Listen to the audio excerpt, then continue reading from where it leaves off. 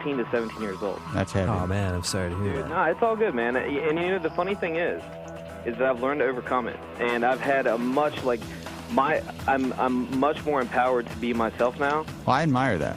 Oh, no, it's cool. Dude, let me tell you, it took a long time. I'm begging anybody out there, before you go and get surgery, before you walk into these hair clubs to someplace, I'm telling you right now, I am $20,000 in the hole, and 10 years of stress, the last 3, an absolutely horrifying existence of stress and pain. And I can promise you, the stress of this hairpiece is 1,000 times more than I would have ever felt if I had just been confident with who I am, dealt with the fact that these are the cards I've been dealt, and deal with them, and just shave my head. And honestly, like Spencer said, not everyone's there, but that's where I'm at. When you think about it, hair is all we men have got. We don't have the option of using makeup to hide the flaws in our appearance or enhance our good traits. Once the hair goes, that's it. And now something completely different. Good afternoon. I'm speaking to you live just outside I like to think balding is just God's way of saying, now let's see you get laid. Is it true that if you don't use it, you lose it? What I'd really like to do is put the greatness of this man in perspective.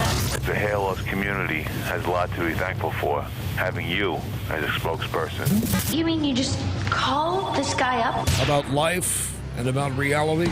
And now, America's #1 reality radio show for men. Live from Los Angeles, it's Spencer Kobren's The Bald Truth.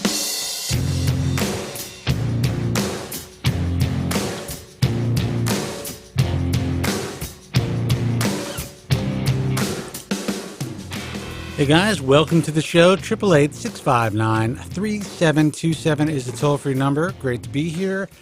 Tuesday night, day before Independence Day here in the United States, July 4th, which is a big holiday. I don't think everyone really, at least who takes the day off and celebrates Independence Day, truly celebrates it for what it means to people like myself, people who have really embraced the ability to be independent in our world and appreciate this country. It's more of a just drunken holiday like St. Patrick's Day or whatever, which I'm fine with. You know, it is what it is. I don't know how Joe feels about that now that he lives in another fucking country. No, I've always appreciated July 4th for what it represents, and I've like I said, St. Patrick's Day and those kinds of things. They're fun. Get sloshed, but July 4th and a few other holidays do have some meaning to me, and I do like to remember the meanings of certain holidays for sure. Sadly, there's going to be a lot of kids that are going to go blind tomorrow. Yep. Lose a finger. I was going to say fingers blown off. Yeah, fingers blown off. There will be plenty of people choking on hot dogs, getting drunk, and hitting people with their cars. Yep. That is the sad reality of the world we live in, and the irresponsibility of parents and people, and just the fucked up world in general, which I think segues perfectly into the hair loss industry. It really does. Yeah. When you're talking about responsibility, it's not like we sit around and wonder what thank the pioneers of hair restoration for doing what they did. No. But the forefathers of responsibilities. The forefathers of this field, of the hair transplant field, sadly, well, I mean, let's be honest. I mean, what was America built on? I mean, essentially, not we, because I wasn't part of it. I'm a Jew, but our forefathers came here initially, and essentially the country is built on, horrible thing to say, but mass genocide and just essentially just mowing shit down, taking shit over. But that's the way people thought back then. What are you going to do? It's also the way that every every culture was has grown in history on the backs of those that they conquered. Absolutely, yeah. That's just the way it works, Right. and it sucks. And yeah, it was the way people treated each other back then was obviously a hard thing, but it's no different than any other civilization as it rose absolutely to prominence either. So yeah, I read all the time about how the country itself should be ashamed of this and ashamed of that. Canada's the same way. Canada did the same thing, and with Native North Americans as well. But again, it's no different than any other rise of civilization over the past 10,000 years. Absolutely. And I will tell you that there's no doubt that this is, in my view, and sorry for everyone who's living elsewhere in the world, this is the greatest fucking country in the world. Love it or leave it, man. Love it or leave it. You don't like it, and get the hell out. You just leave. I mean, I have issues with the politics. I have issues with it. But there's no other fucking part of the world, I don't care, where a guy in my situation, could have just said, you know what, I'm going to do something. I'm going to write a book about hair loss. Have absolutely zero credentials and build them, get published. Find these extremely well referenced and well known and the biggest organizations in the field. Get my ass on the radio and build a career and do what I do and do what I love. Yeah. In the station that I was born in life. There you go. Couldn't have done that if I was born in the UK. Well, maybe, I mean, not at my age. Maybe now. But it's a different world. Hard to say, man. But yeah, totally different world. And what you did with The Bald Truth, the book, and then starting the show itself it's amazing. It's amazing. It's a great story, and glad to be a part of it at this point. Well, it's great to have you. And listen, this is the new Bald Truth.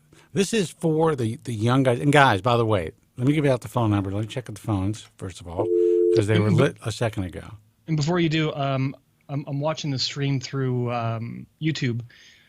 David in the chat room was talking about the sound being choppy. I'm looking at it. I can't tell about the sound, but the video seems very pixelated. How's it look for you? Yeah, I actually had to change my video over to 480p in order to see it well. Okay. Now, my connection with you through Skype is crystal. Yeah. And now it's very possible that it's my internet. I doubt it, but I mean, am I coming to you crystal clear? On Skype, yeah. Yeah. Well, then we shouldn't have any issue with on YouTube. my connection for YouTube. Guys in the chat room, how's the feed coming through for you guys? Sound and video. David says sounds better. Agree the video is low res. Anyone else? They'll chime in with it. Yeah, Jay Jones says it's good. Okay. I mean, it's hard to tell. I mean, it's unlikely that it's the internet connection here. Yeah. It probably has to do with YouTube right now. Maybe there's a lot of traffic. Who the fuck knows what's going on? Yeah. So anyway, yeah, as long as they can see us and hear us, that's all that matters at this point. So let us know. But I have no problem actually viewing us in 480p. So, okay. All right. So yeah, I don't know. I don't know what's going on. let me see. Let me see if there's a way to check it from here. I'm pretty sure that everything is A-okay, but I will do a speed test just to check it out. How's that, guys? Hold on, guys. By the way, the phone number is 888-659-3727. Do me a favor. Call the program. We are live doing this show for you. We are only here for as long as you guys call. So if you call, we're here. If you don't, we're not. So the phone number is 888-659-3727. We do have lines open. I have it's a slow pinging at 4. which isn't great. And guys, thanks for the calls. I'll take your calls in a second. I just want to check my speed to make sure that everything is okay. Download is relatively low for this system right now, but it's still more than enough. And the upload is relatively low, but it is still over 80 megabits per second, 86, which is more than enough to stream the show in HD. Absolutely. Yeah. So that's not so terrible. Let's see what's on my end. Definitely should be in the hundreds for sure, but I think it has to do with timing. Yeah, my download right now is 77, and upload is pushing 100. So yeah, so it is YouTube, everyone, not us. Yeah. So there.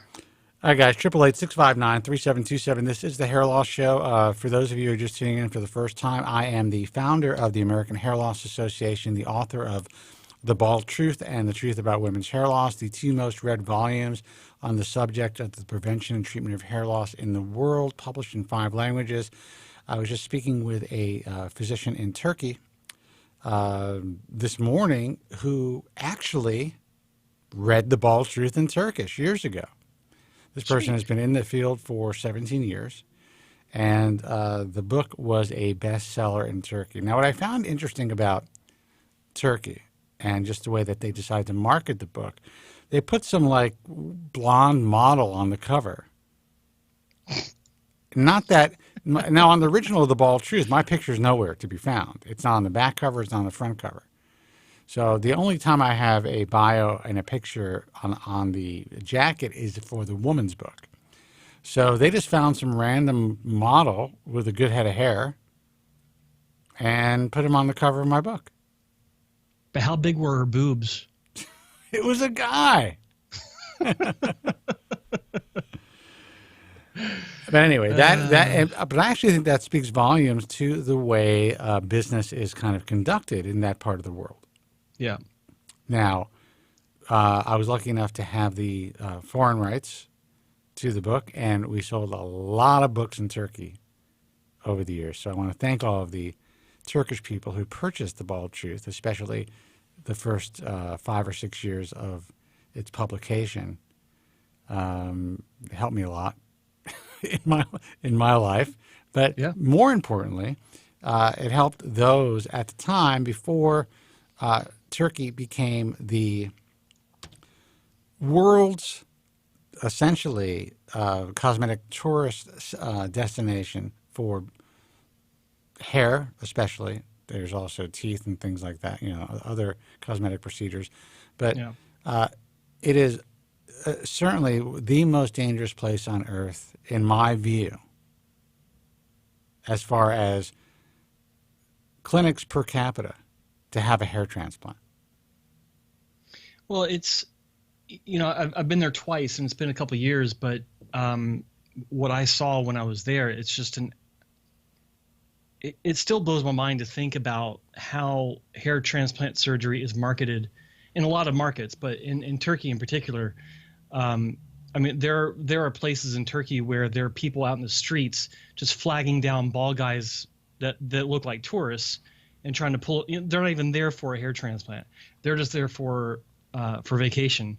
Right. And there are people that are paid, however many, lira per hour to be out in they're fucking hair transplant barkers. Yeah, that's exactly what they are. Yeah, pulling people in off the street to have a hair transplant. That's incredible. Yeah, and do they have like the spinning signs, like with the arrow and? No, I don't think that they're doing that, but it's the Turkish equivalent of that. Yeah, that's the next step. It's it really is a different world as far as how they promote it, how they push it, and in the surgeries everywhere. It's like I remember the first time I was in a restaurant, and there were like 3 or 4 waiters that had really bad hair transplants walking around, and it was like looking back in 1985 in North America. Yeah, well, I had a very interesting conversation with this one physician who actually is doing all the work themselves. I'm not going to say, I said themselves. And it is not a tech-driven clinic. There are about 10 physicians who are actually licensed to perform hair transplant surgery in the entire country. Yeah. Which is wild. And they are trying to work with the Ministry of Health to kind of make some changes. I, of course, said that, I would have no problem being the American Hair Loss Association and the IHRS, helping them accomplish certain things. But to me, the most important thing is to really educate the consumer, the hair transplant tourism crowd that are going there. To the very least, if you're going to go to Turkey for a less expensive hair transplant, go to people who are doing it the right way. And sadly, most of what I'm seeing online and almost everything that I see on YouTube are from guys who went the wrong way. Yeah. And that is tragic to me because a lot of these guys have, they've built up good audiences. I think they really mean well. They're doing their thing. Yes, I mean, they're openly saying that they're making some of them are openly saying they're making an income doing this. Yeah, some of them aren't, and some of them aren't. But they have the link to their clinic that they went to in every video that they've done, even if the video has nothing to do with surgery, much less their surgery. So it's one of those things that you got to look at it and just wonder about the motive behind the information. There's some guys that are very clear about it, and that's cool. And that's the way I think it should be. That's why, when I do what I do and Spencer and I do, what we're doing today, it's like there's no one paying for this. There's no one that we're trying to push you to. We're not trying to sell you on anything. We have no products whatsoever to sell. All we're trying to do is educate you so that you are, if you wind up having surgery, which you shouldn't have surgery to begin with, but if you're still going to have surgery regardless, our hope is that you're a better patient because of what you learned through us, through our various resources that we push out. I want to say one thing, and I don't know if you actually meant to say this, but I know the meaning behind it. When you say you shouldn't have surgery to begin with, surgery actually should be the last thing on your mind to begin with. It should be a last resort. If you choose to have surgery, which can be incredibly beneficial for the right person, understand that it may not go well. Understand where you're going and what you're having done. Do your due diligence. But surgery is a last resort. However, if you look at a guy like Joe and you look at many other guys who've had surgery, they've had great success stories. Some of them have had failures and then successes. Yep. But it is a legitimate option, but we just want you guys to be fucking careful. That's it. Do not jump into it in any way. Listen, I think getting out there on YouTube, and I think physicians getting out there on YouTube and having their patients go out on YouTube, and there's a reason for it. Obviously, it's all about promotion, but I like seeing the good guys do it. But the problem is a lot of the good guys feel they have to compete with the bad guys and the tacky marketers and the self-promoters and the the cheaper per graphs or that chop shops, or they have to kind of figure out some sort of a marketing angle to leverage themselves, as opposed to just leveraging the truth. Just getting out there and saying, hey, look, this is what we have been able to accomplish in our clinic. Not all of our patients look this good, but this is a really good one, and this is why things turned out well. This patient was a very specific type of candidate. He had these hair characteristics, this and that. Not just the typical, hey, this is what this guy looked like when he was bald. He's unhappy. He's talking to the camera saying why he decided to have surgery. And then, a comb through and, look at how happy this guy is. Now, I know that's typical, and there's nothing necessarily wrong with that, but I just wish that the doctor would come on board or someone would say, look, this can be a typical result. These are basically the type of results we get on a regular basis. But you never know. But you never, no. The moment that happens, I'll buy a pillow to catch my jaw when it hits the floor. I would love to see that happen. Well, that is Look, I strongly believe, and we've spoken about this. I strongly believe guys, that, hold on. We'll take your calls. 888-659-3727. That when clinics decide to step up and be realistic with their patients publicly in their marketing efforts, I think that alone will be such a differentiator between them and the competition that they will stand out.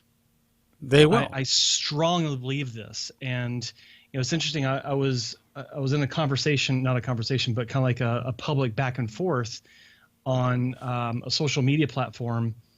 It was LinkedIn, and I'll go ahead and talk about this publicly because it is in the public record. There was a device manufacturer that had placed an ad, not an ad, but they had a piece of marketing out there talking about what was it? Actually, I forgot exactly what the promotion was, but it had to do with learning how to integrate hair restoration into your existing practice. And the ad was talking to doctors, and it was targeting specifically aesthetics clinics, plastic surgeons, things like that. And I made a comment, and the comment was, just once, I'd like to see a hair transplant device manufacturer talk about how to separate from the crowd by promoting ethics and marketing. Pipe dream? Not if I'm up on stage, because they were talking about, the presenters on stage trying to train people. I'm actually reading that now. And I find it interesting that someone from another company came out and talked about their product and a 90% satisfaction rate.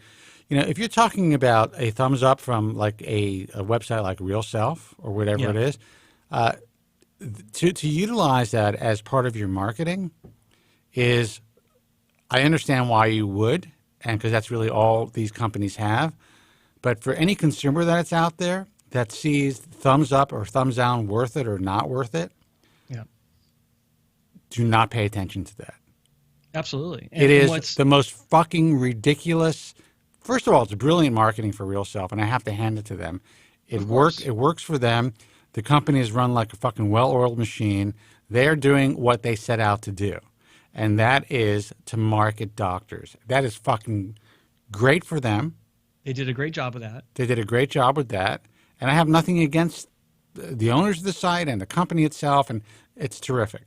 But what bothers me the most are the physicians who are, in my view, dishonest about their association and what these things mean, and device makers as well. A 90% thumbs up rate. Let me tell you something. If we show the data about what we see and the complaints that we get,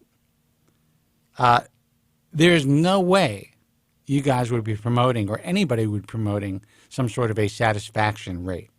Right. You wouldn't be doing it. And there's nothing to do with any devices. This is just reality. So I was talking about this. This guy jumped in and he wanted to promote his device and talk about how, well, his first response, I don't know if you saw this, was, do you mean like attending one of our bi-quarterly preceptorships with Dr. So-and-so who has X number of decades of surgical experience and over, X number of thousands of cases under his belt? And I don't know if he was expecting a response, but I told him, I said, referencing a preceptorship is clear evidence you don't understand the concept of ethical marketing.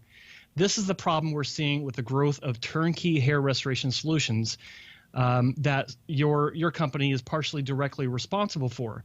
To suggest that a 2-day seminar addresses the lack of understanding that is prevalent in the new wave of hair restoration offerings, and it is naivety in the extreme to believe this.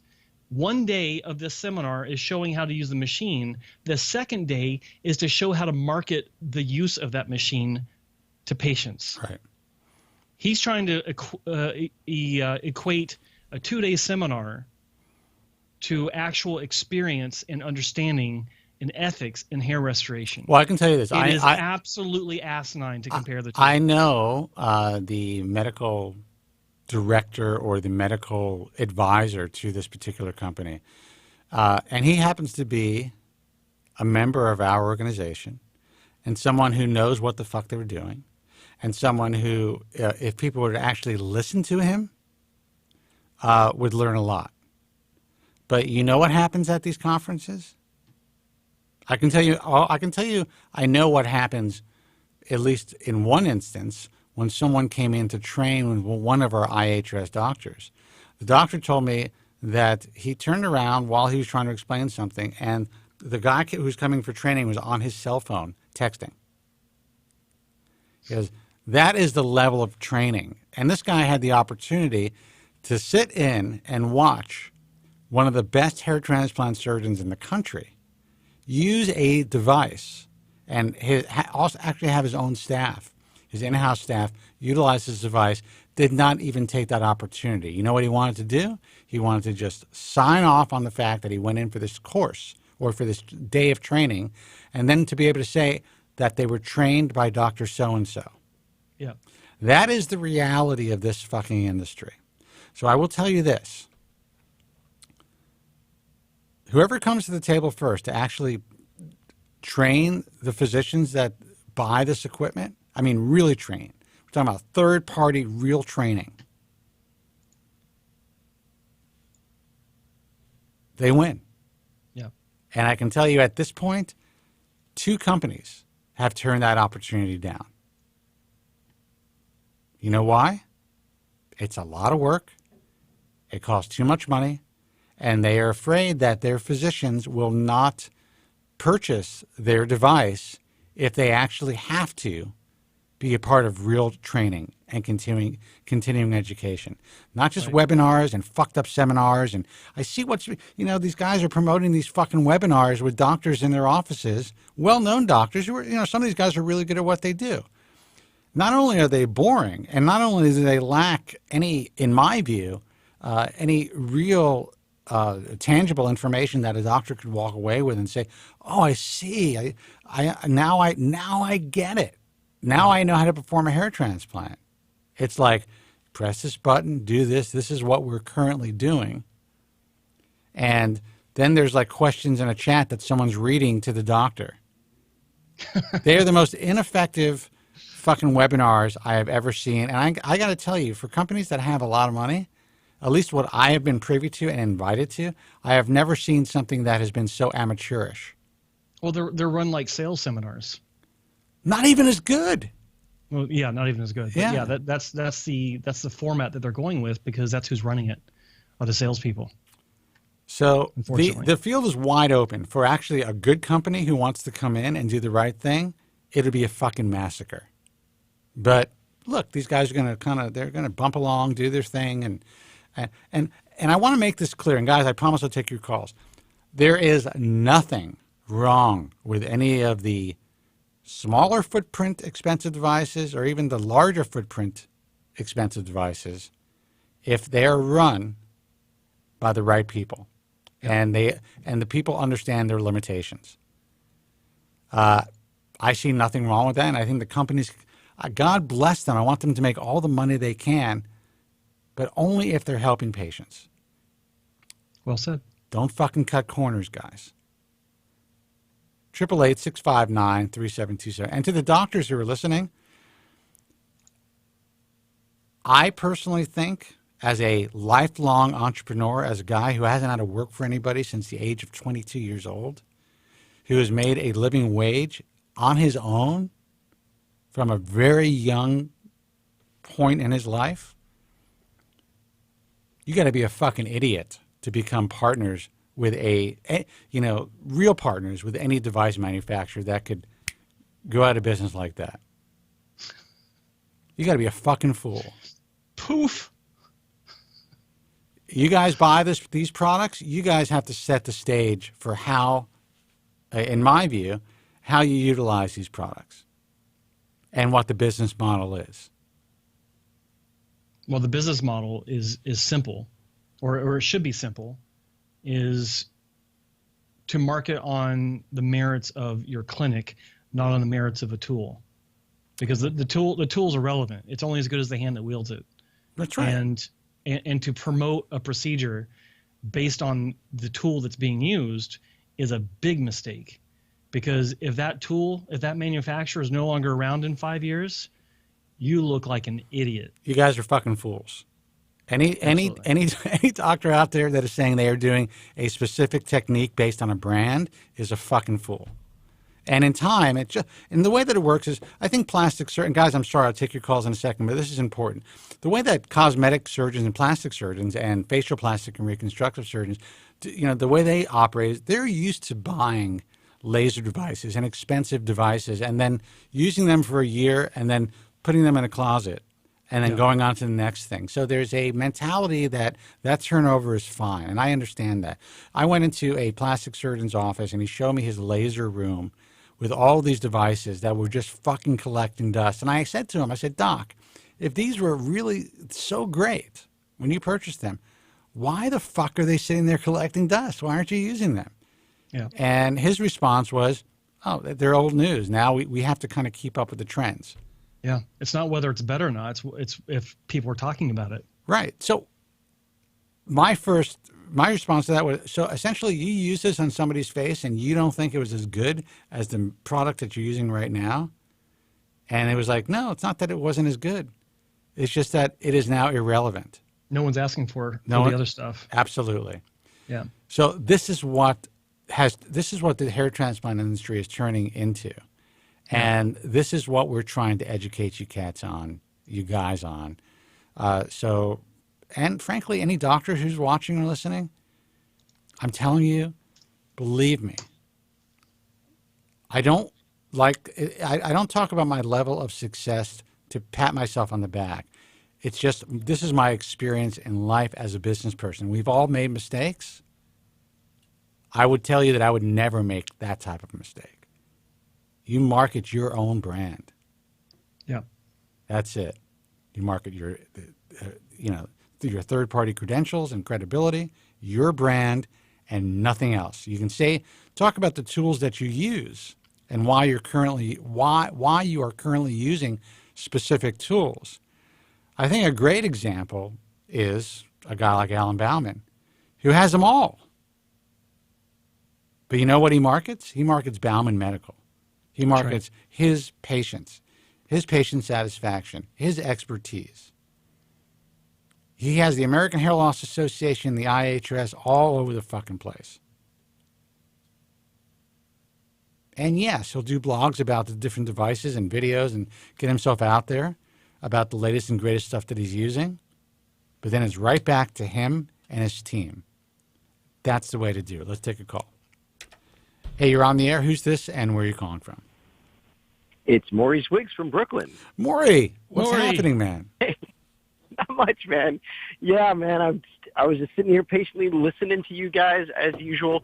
It is a sweltering 90-plus degrees here in the Lower East Side. I'm actually going to be going to see some live music tonight. Oh, cool. And the notification came in, and I had to say hi to my two favorite people on the internet, as I mentioned before. As I'm listening to you, I'm thinking what I want to talk to you guys about, because I just wanted to talk. So what I guess I'm going to talk about is the fact that we had this major heat wave this week. 90, 100 degrees we've been hitting. And I said, fuck it. I buzzed my head down to 1. All right. Good for you. Good. Yeah. I do this in the summer, because New York is brutal in the summer, as you know.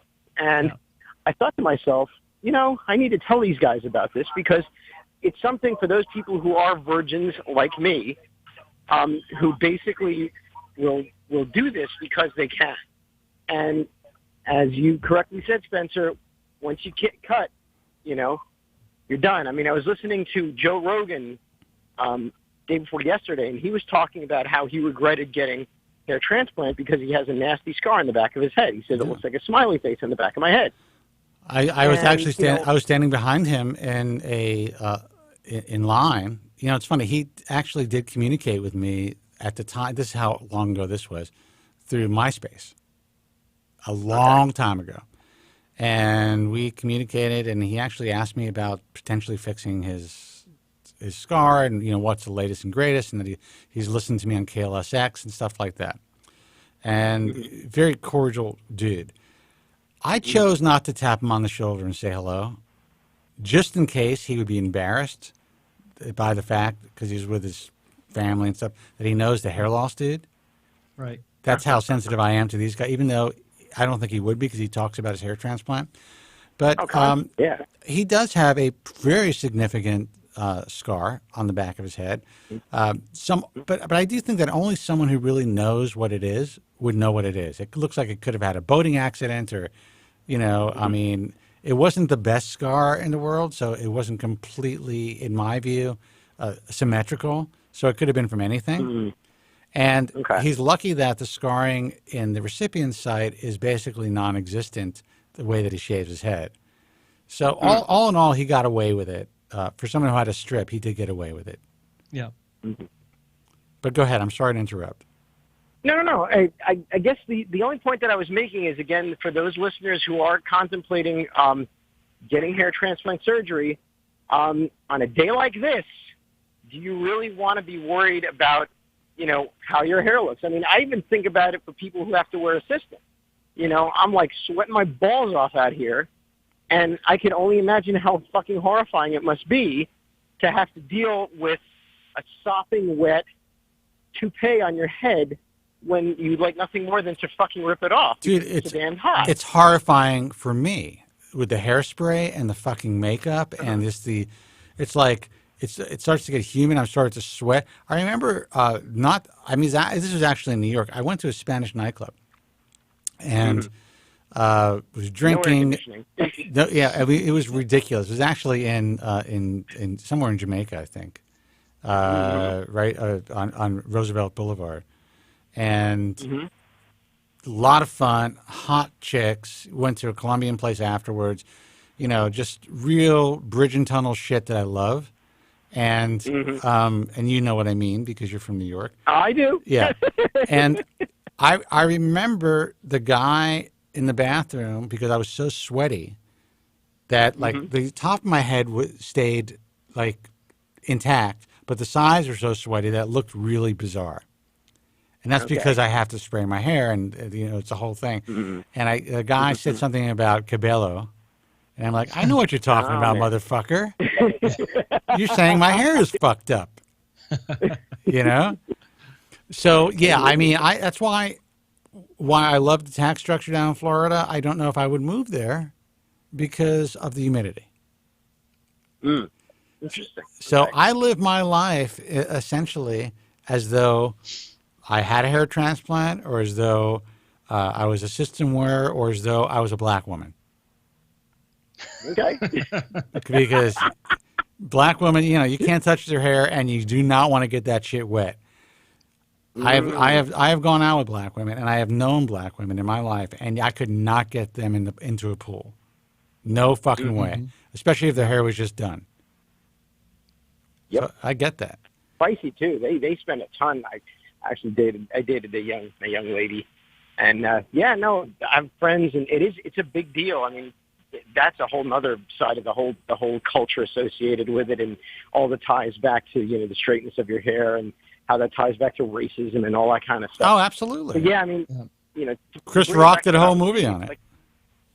Oh yeah. To bring it back to what I was saying, I'm thinking to myself, okay, Morty, if you're going to get a hair transplant done, and it's going to be the summer, and it's going to be 101 degrees out there, and you want to go out for a run, which is what I did today. As crazy bastard that I am, I decided to take a run at about 2 o'clock in the afternoon, did my 5K, and it was fucking sweltering, and the sky was just ready to open up, but just a few little drops here and there, so the humidity must have been like 99%.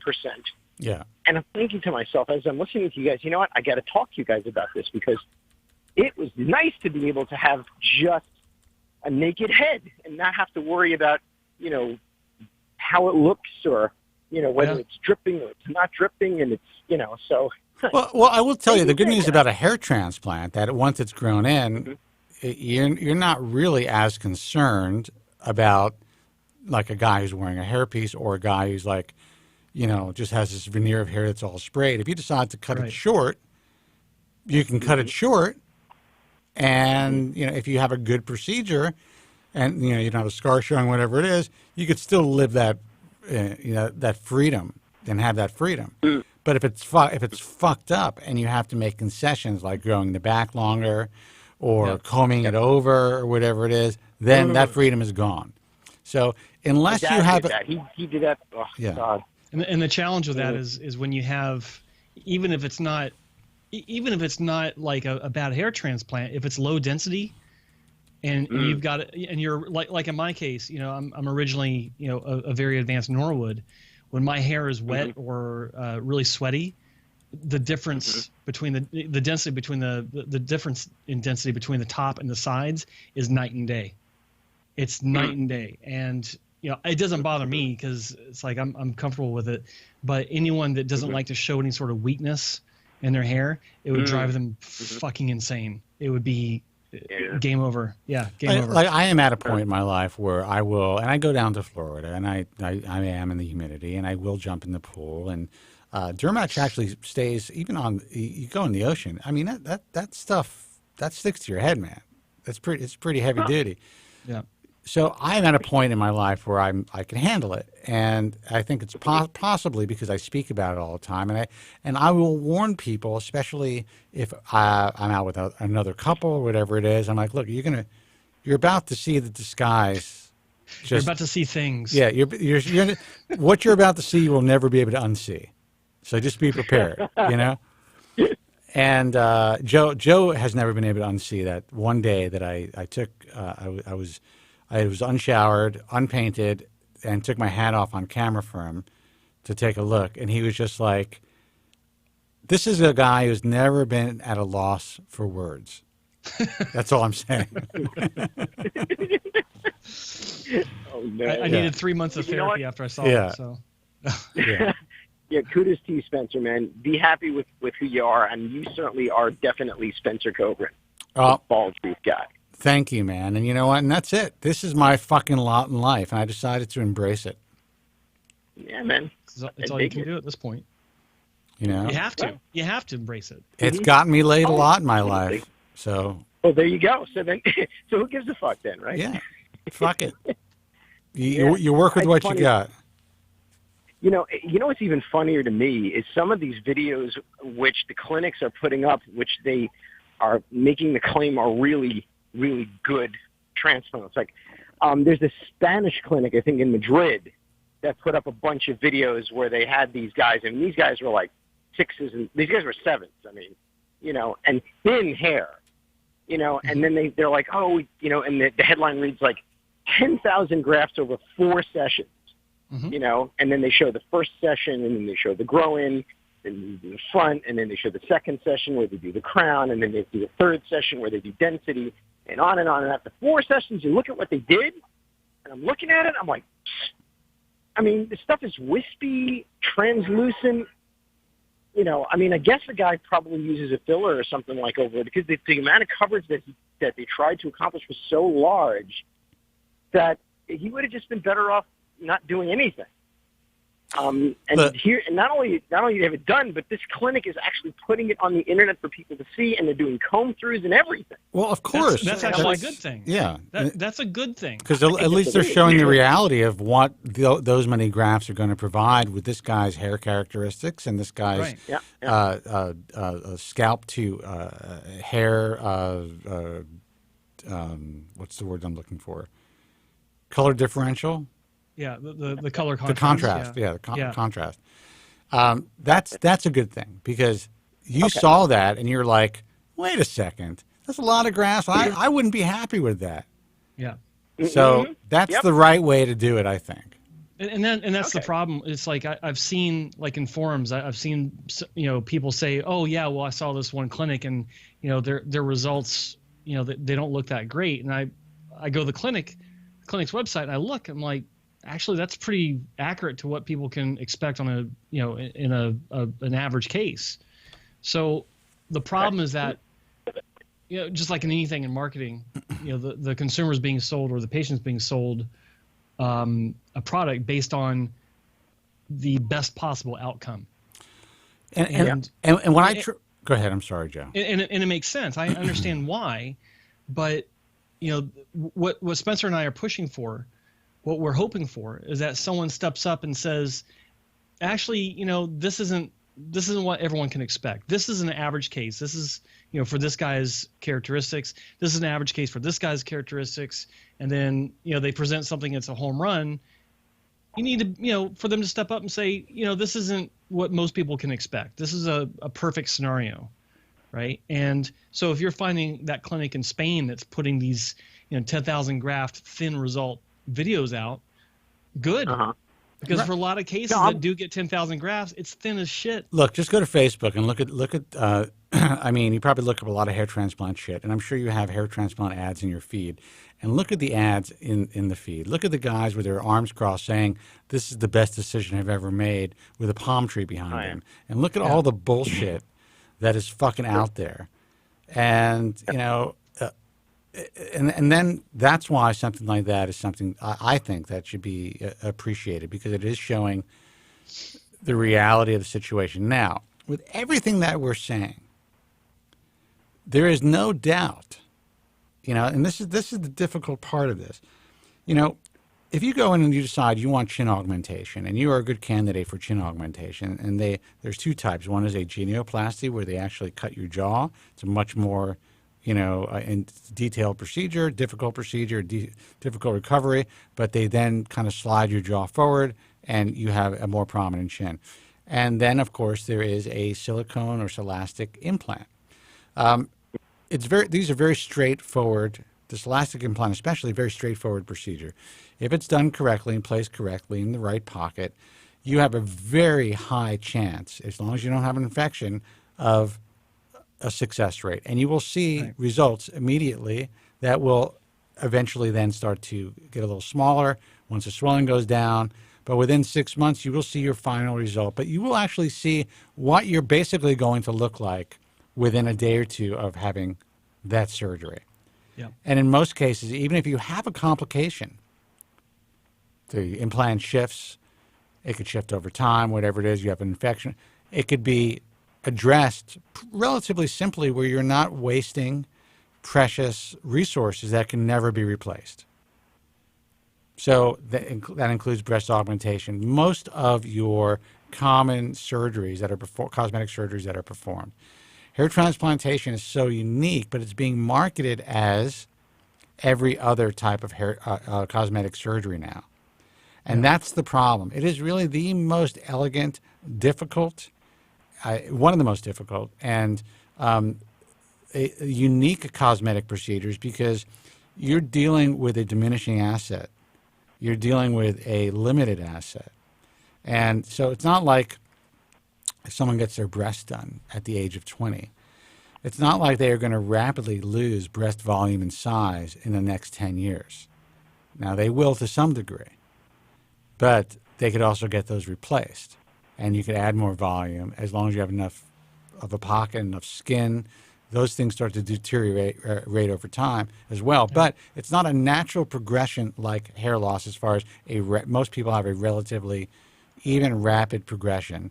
And then once that is gone, once you've used up your supply, you're never going to meet your demand. So every step of the procedure has to be planned out perfectly. Because if it's not, you are fucked in a few years. Mm-hmm. Unlike any other type of cosmetic procedure. And that's what a lot of people in the industry today just don't understand, or if they do, they just don't care. And it goes back to that conversation I was having with the device maker representative, where he was actually comparing their device and the quick turnaround on training to a laser system, like laser hair removal or laser skin treatment, whatever. And I actually invited him to call into the show so we could discuss it. But if he doesn't call in, then I'll just go back onto this outlet, and I'm going to spell it out for him that we're talking about surgery, like actual surgery, not skin resurfacing with a laser. But with that said, even that example, that does show skin resurfacing with a laser can destroy lives and has destroyed many lives. So right, listen, guys, I'm gonna have to drop off. Thank you again for listening. Yep. My buddy's trying to reach me. All right, dude. Have a good night. All right, man. Have a great fourth. Thanks for the call. Take it easy. All right. No problem. Thanks for showing us your priorities. Yeah. Jesus. 888-659-3727. Guys, we will take your calls. We do have a line open if you want to call in. That's 888-659-3727. Listen, to your point, Joe, in a way I can't blame this guy or any of these guys that work for these companies because they don't know. You don't know what you don't know. You are trained. You're there. You're getting this job, and you're being told that this is the greatest thing since sliced bread. This is the future of hair transplant surgery. This is the way everyone is going to want to perform the surgery, and we have the best advice to make that happen. Their job is to sell fucking boxes, get people trained, in quotes, as quickly as possible and off and running as quickly as possible. I completely understand that. I don't blame any of these guys, especially middle management, sales, lower, even some of the upper management guys that are being brought in. Because that's the way the cosmetic surgery industry works. Mm-hmm. Who I do blame are the doctors who know better. Not the new doctors, not the cosmetic surgeons buying these things. I'm talking about the hair transplant surgeons who buy into this bullshit because they are starting to feel irrelevant and think, well, I better jump on this train, on this train. Otherwise, my gravy train is going away. The ones that jump onto this and conduct preceptorships. Right. Meetings. Yeah. The ones that jump on to train. Look, like this guy was saying, this one guy that's training other doctors, he's been doing this for 20 plus years as if it was a qualifier for his abilities. Now, I understand what he's saying, but any doctor that's got 20 plus years of experience and is good at what he does, if he's not being paid to conduct a 2-day seminar where one day of it is of marketing, then he will tell you straight up that a 2-day seminar where one day of it is training you in marketing is an absolute waste of time if you actually want to learn how to do surgery. Look, across the board. I was paid by Restoration Robotics a lot of money, as you guys know, and I'm very open about it, for a couple of years to consult for them, to provide them with information, insights on the industry, what I thought needed to be done to their machine. As much money or more money than most of you guys will probably ever make in a year. That's just the reality of it for the position that I'm in. I ended up parting ways and kind of turning my back on that opportunity because things... I kind of got to the logical endpoint. I couldn't help them anymore. That's how I felt about it. You turned your back on the continuing opportunity. On the continuing opportunity.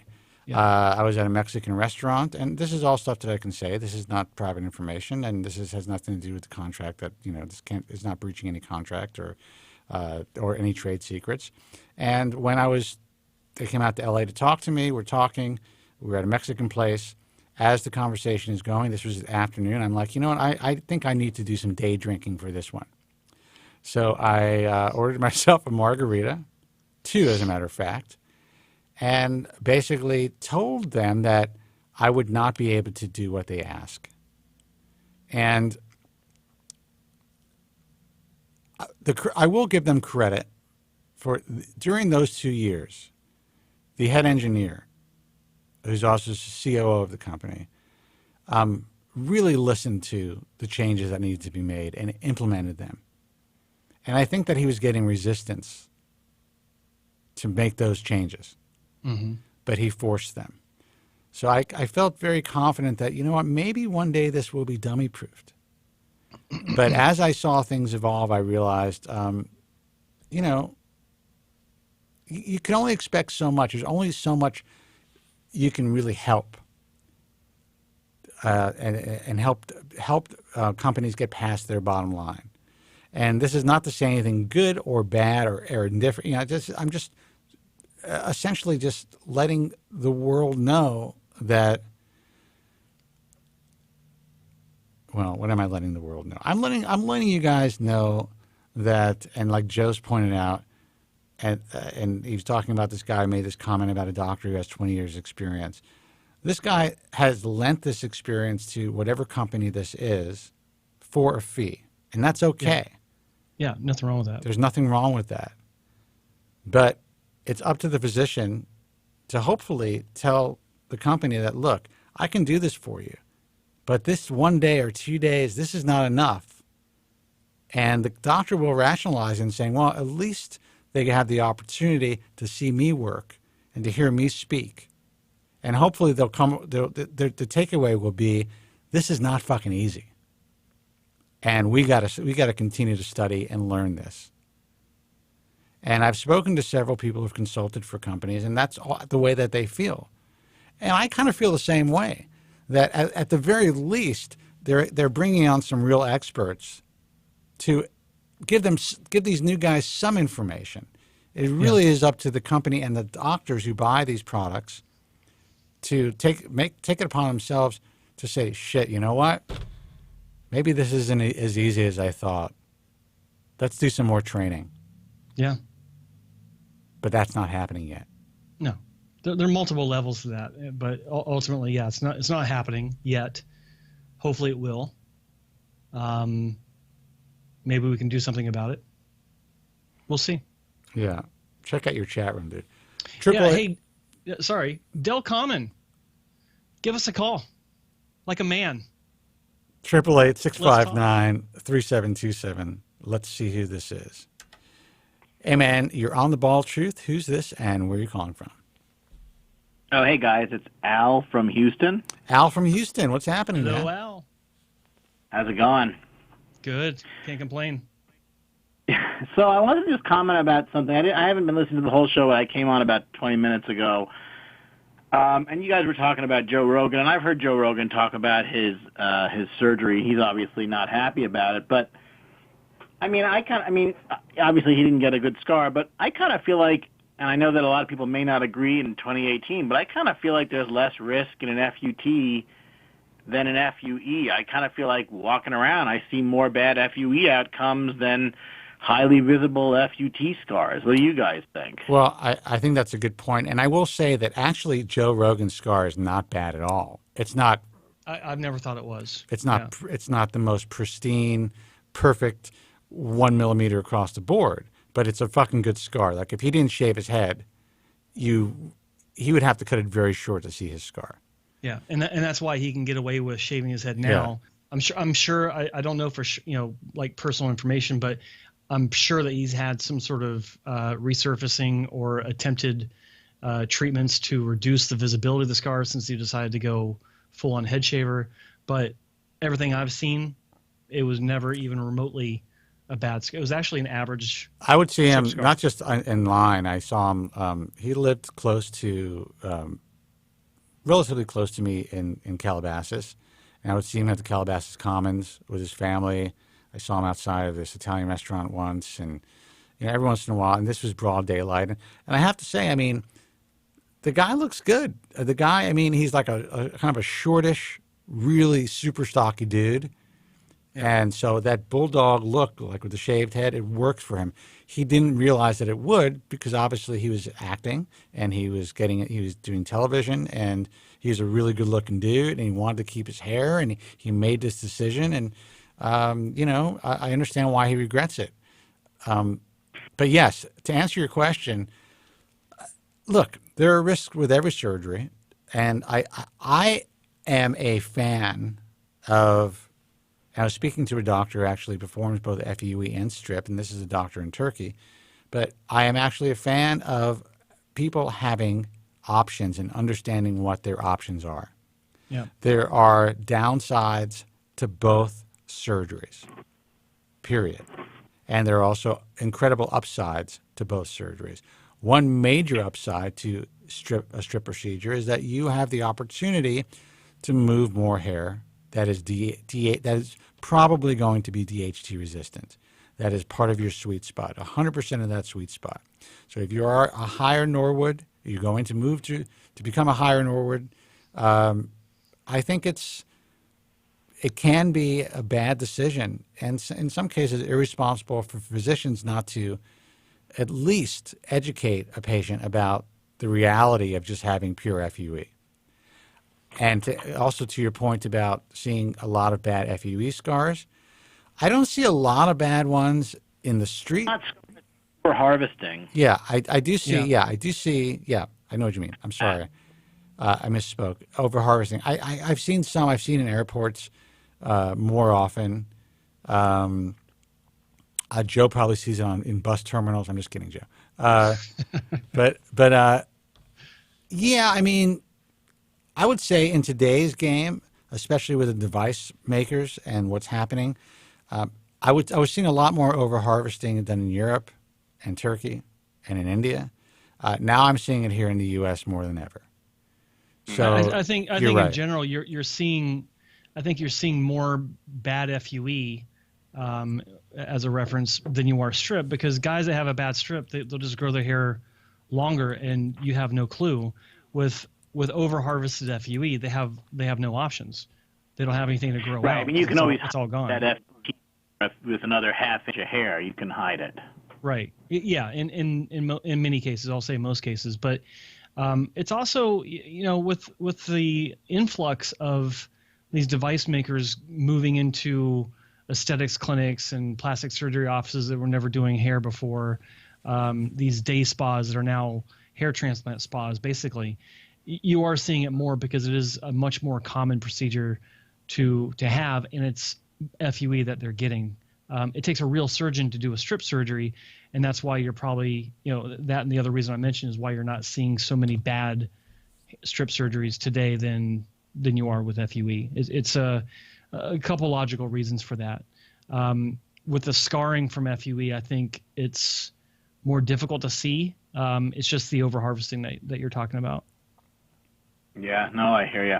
Hey, I got a break in a second, so I'm going to sign out. But, hey, post these as podcasts, guys. We need these as podcasts, too. You know what? That's actually my fault, and I'm really sorry to everybody. And we're going to do that. I have a whole bunch of them that I have to send off to Suncast, who is the main guy over at, well, he's not the owner, but he's the main tech guy over at GFQ. He's going to be uploading everything up to The Bald Truth on iTunes, and hopefully we can get 3 or 4 up there this week, all right? Awesome. Thanks, guys. Right. I appreciate everything you guys do. Good. All right. Thanks for calling out. You got it, man. Thanks, Al. And guys, let us know how the sound is. A couple of guys have complained about the sound again on YouTube.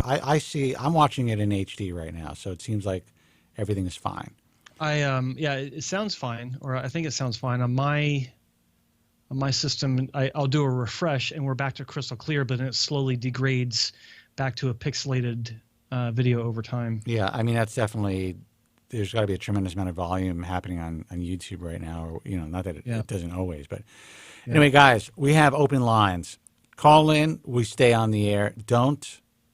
It's fucking. It's Independence Day tomorrow, man. Today is a great drinking day, by the way. Absolutely. Any of you guys are out now? There's a couple of great days.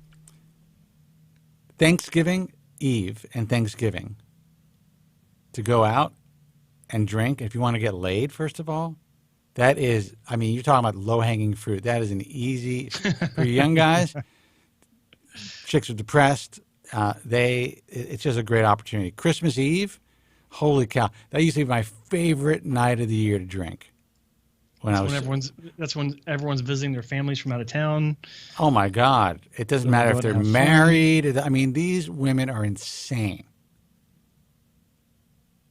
God, I've had, good old days. Good times. Phone number is 888-659-3727. Guys, give us a call. Otherwise, we go home. And tonight is a slightly slower traffic night than usual, but it also is a holiday week. Right. But I'm going to give you guys an opportunity to call in. If you have any questions, concerns, the phone number, 888-659-3727. I think that on Joe's chat at least, and I think I have it on the Ball Truth too. What's the UK number, Joe? UK number is 0203-3724-683. Let me click over to that for a second so you guys who are watching the show can see it. Guys who are listening on iHeartRadio, iTunes Radio, Stitcher Radio, feel free to call in as well. I know guys are. We had what's his name? Is it Warren from Hawaii? Warren. Yeah, listening in his patrol car. We have people who are listening on TuneIn. We have people who are just end up just going to the website or use their phones and their Bluetooth devices and tune in through the Bald Truth. Guys from Queens Network. A lot of opportunities for you guys to listen, call in, and you're right. What's your name from New Jersey? Is it Andrew? Andy? Who's the last caller? Al from Houston. Al from Houston. Jesus. That's what's happening, dude. I got to get those podcasts up. And I have been really inundated with a lot of work for, we're doing a lot of exciting things. We were actually planning a meeting in the UK for next year, which is a pretty big undertaking, but is going to be essentially a World Congress. And we are planning on making it, parts of it open to the public, which is something that is not done. Yeah, I don't think it's ever been done at a major meeting. Yeah, so it's exciting, and it's also a lot of fucking work. But our plan, honestly, is to, as I was able to accomplish in about a 2.5-year period from 1998 to 2001,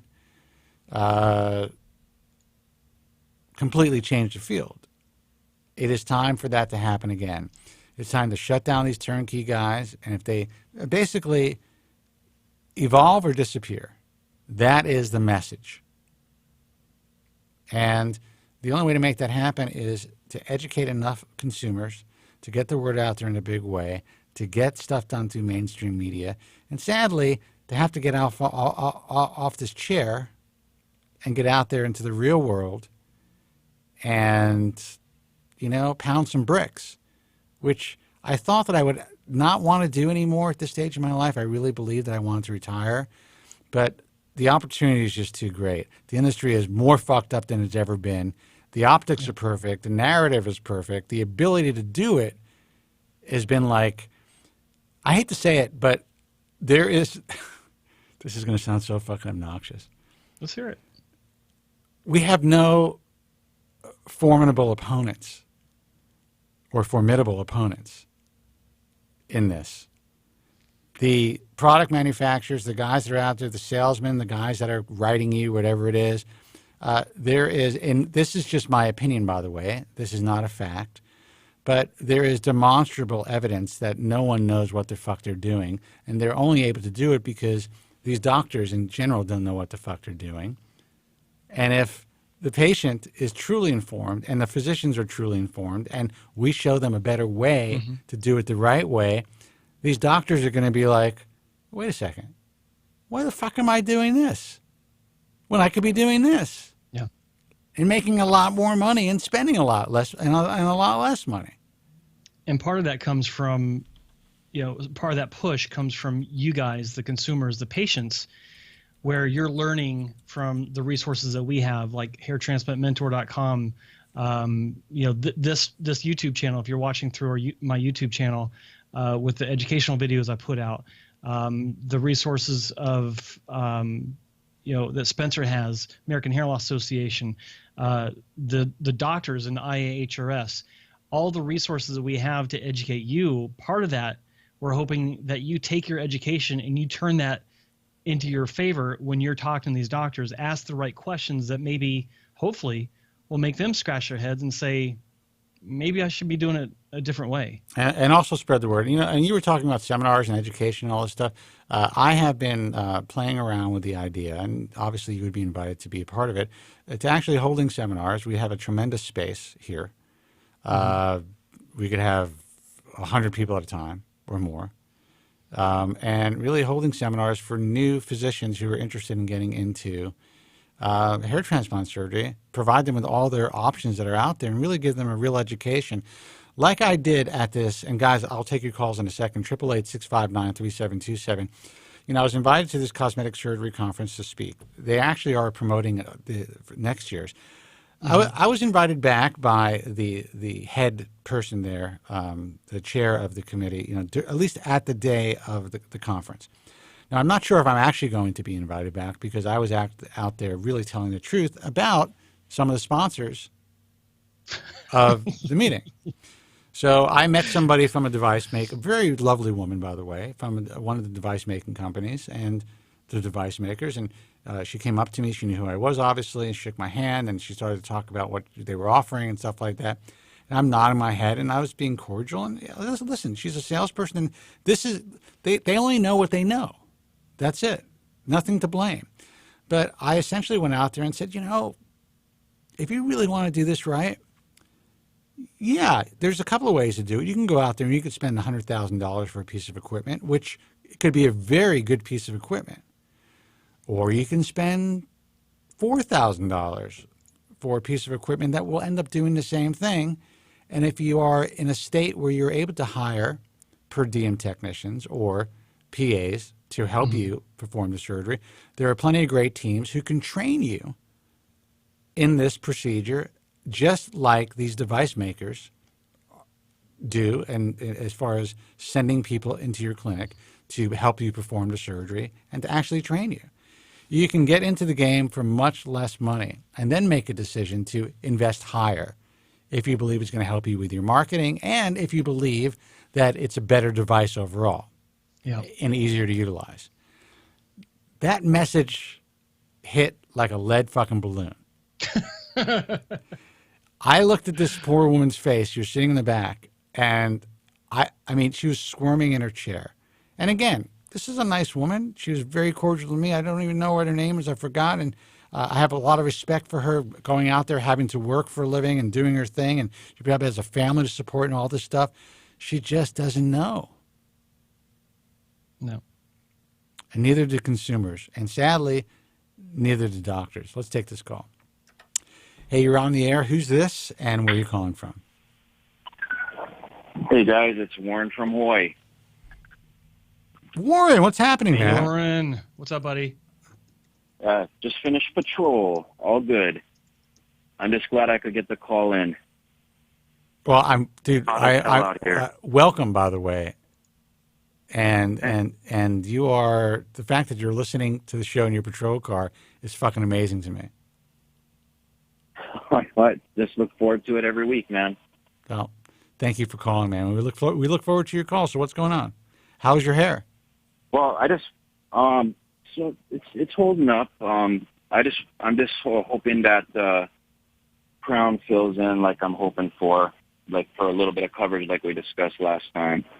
But the main reason I called is, when you guys are talking about hair clinics and guys being deceived and not knowing what they're doing, it's like, God bless you guys for sharing that. I wish I found you guys earlier because it's just, echoing my situation where I thought I did enough research and, I was naive, and the doctor was a semi-famous plastic surgeon and, in Hawaii at least. And he portrayed himself as, being a professional hair restoration guy. And, lo and behold, it was Tex that did the surgery, and he claimed to do FUT, and he was saying it was butchery, and he didn't want to do that ever again, and it's horrible, and all this kind of stuff. And I wish I got FUT because I was on Norwood 6. I guarantee I would have had better results, Well, here's the thing.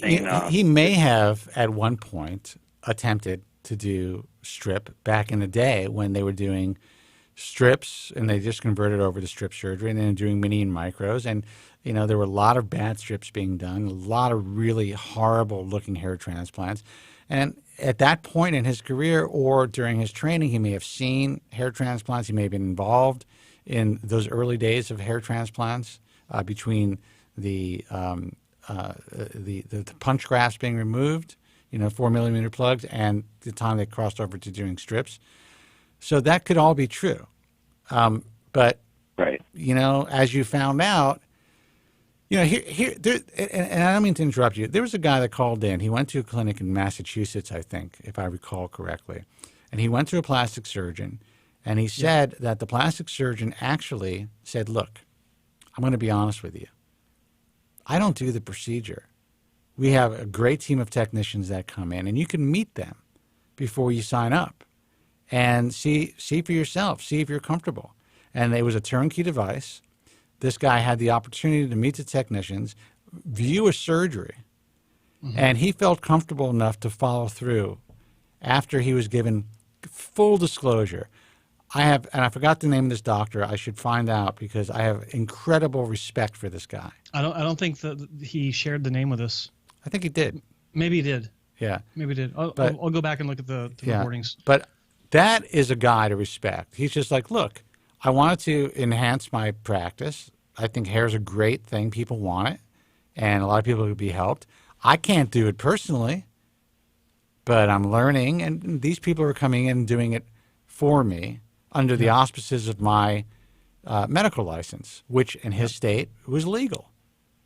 So that's, if you were given that option, if you were given that information, Warren, would you have gone through with the surgery or no? Oh yeah, if it was done if he presented it in that manner, shit, yeah, I would have done it. But the way I got it presented was, the consultant, he came in, gave me a little spiel, told me how archaic FUT was, and then I explained to him, that my budget and my situation, I only can do one, and I was explaining I don't expect a massive full head of hair, but is it possible, I asked him several times, with the 2,500 to 3,000 grafts to have, most of my hair back or at least look decent and not look like there's a lot of patches or bald spots. And he's like, oh, yeah, you'll be good to go, my friend. That's how it was. What you just told me, I knew exactly the moment that the consultant realized that he had you on his hook. And that's when you started talking to him about what your budget was. You start talking about your budget, you're done. You're sold. Because the only thing between you and getting a surgery now isn't money. It's whether or not the clinic or the consultant is trying to fill a last minute spot. Because that's when he says, well, you know what? Yeah. We can work with that. You got to work with us, but we can work with that and deliver what you need for the budget that you just laid out, for the budget that you just told me you have, which is essentially showing me every card that's in your hand. That's what happened right there when you told him that. And I think that you are a classic case of the way that these clinics are approaching patients. Not just consultant, but the doctor and the clinic overall. They're selling you on what you're looking to achieve, but they're not telling you how they achieve that final result. They're not telling you how they deliver what you're looking for. And unfortunately, you find out at the last minute or when it's too late. And you, in your case, you probably felt, well, shit, I'm here. And there's kind of like almost like a paralysis that comes over us when we sign up for these procedures and we find out that it's completely different than what we were told it was going to be, but we still go through with it. And there's not really a lot of, there might be some protesting mentally, but there's some sort of disconnect that happens. And what's going on in our head doesn't wind up coming out our mouth to say, what the fuck? This isn't what you told me I'm getting. And some people it happens, but a lot of people it doesn't. That's an extremely common phenomenon that for whatever reason, I was born without that gene. That I'm like the neurotic Jew. That's why we have the bald truth. Yeah, honestly, I could be. They could have given me Valium. They could have given me a fucking ring block, and if I saw these girls parading in, I'd be like, I'm fucking out of here. Get me a stretcher. Call an ambulance. I'm going to call the fucking police. I would cause a scene. Now, I'm not saying that's the right way to go about it. But that's my MO. It's just like, no one's going to fucking fuck with me. Especially, and I've been in like dentist chairs and stuff like that. It's like, I remember I had to get a crown, and which was, for some reason, that really bugged me because I really take care of my teeth. But, you get older, shit happens, you grind, you break a tooth, you got to get a crown. And I see that the assistant, who is someone who's been in his office for many years, is the one who's going to be adhering the crown to my tooth. And I'm like, you get the doctor. I want her to do it. And he's like, well, she's busy now and she's working with another patient and, I do this every day. I'm like, Don't take it personally, honey. I want the dentist to put this crown on. That's what I'm paying for, and that's what I want. So if I have to wait, I'll wait. And you know what? She came in, she's very cordial, did her thing, crown was fit perfectly, and I'm happy. And I'm not saying this other person wouldn't have done a good job. I'm just saying I was told and I paid for my dentist to put this crown on. Yep. And that's what I wanted. And you got to understand, I could barely talk. I was drooling out of the side of my mouth. I got a fucking bib on. There's makeup all over this poor woman's chair from my fucking head over the bolster. I don't give a fuck. Now, that's just the way that I am. So I guess the lesson here is, Joe said there's this disconnect, and there is. If something doesn't feel right at any point, even if you've already paid a deposit, if you're sitting in the chair, unless you're cut, nothing has started. You can walk at it any time. That's perfectly well said. Unless you're until you're actually cut, until you start to bleed, anything's game. You can change it. You can walk out, and there's nothing they can't say anything. They can try to talk you out of it, but absolutely, it's your decision. Your decision. I mean, you already made that decision. You've already been through with it. But so this applies to other people. But even if you decide to get another procedure, which I don't think you will, because we discussed this already. But if you were to get another procedure, take that line of, use your cop skills, man. Be the cop and say, you know what? Pull out your badge and say, I don't know if I believe what you're saying. You'll get the truth real fast. You got it. Yeah. Well, at least with me, I got lucky in a sense that, you saw my pics too, and I got lucky where it looks natural enough. Nobody knows I had a hair transplant. I was fortunate enough to get good, nice new hairline, and maybe a little front top growth there. And with the topic, looks great, So I lucked out in that way, Well, you definitely did luck out. And I also want to make it clear to any technicians that are out there who are listening, as long as it's legal, as long as what you're doing is legal, I have no problem with technicians being a part of the surgery, performing most of the surgery, as long as full disclosure is given. Right. If you are doing something within the legal parameters of your state or of that state, and you're able to work on the auspices under the license of that physician, and you know what you're doing, there are many technicians that I would lay down for, both biblically and, of course, for surgery. But and they would do an incredible job, better than the physicians they're working under. So, when, for instance, when the ISHRS is really adamant against this whole physician-only thing, I believe they are barking up the wrong tree.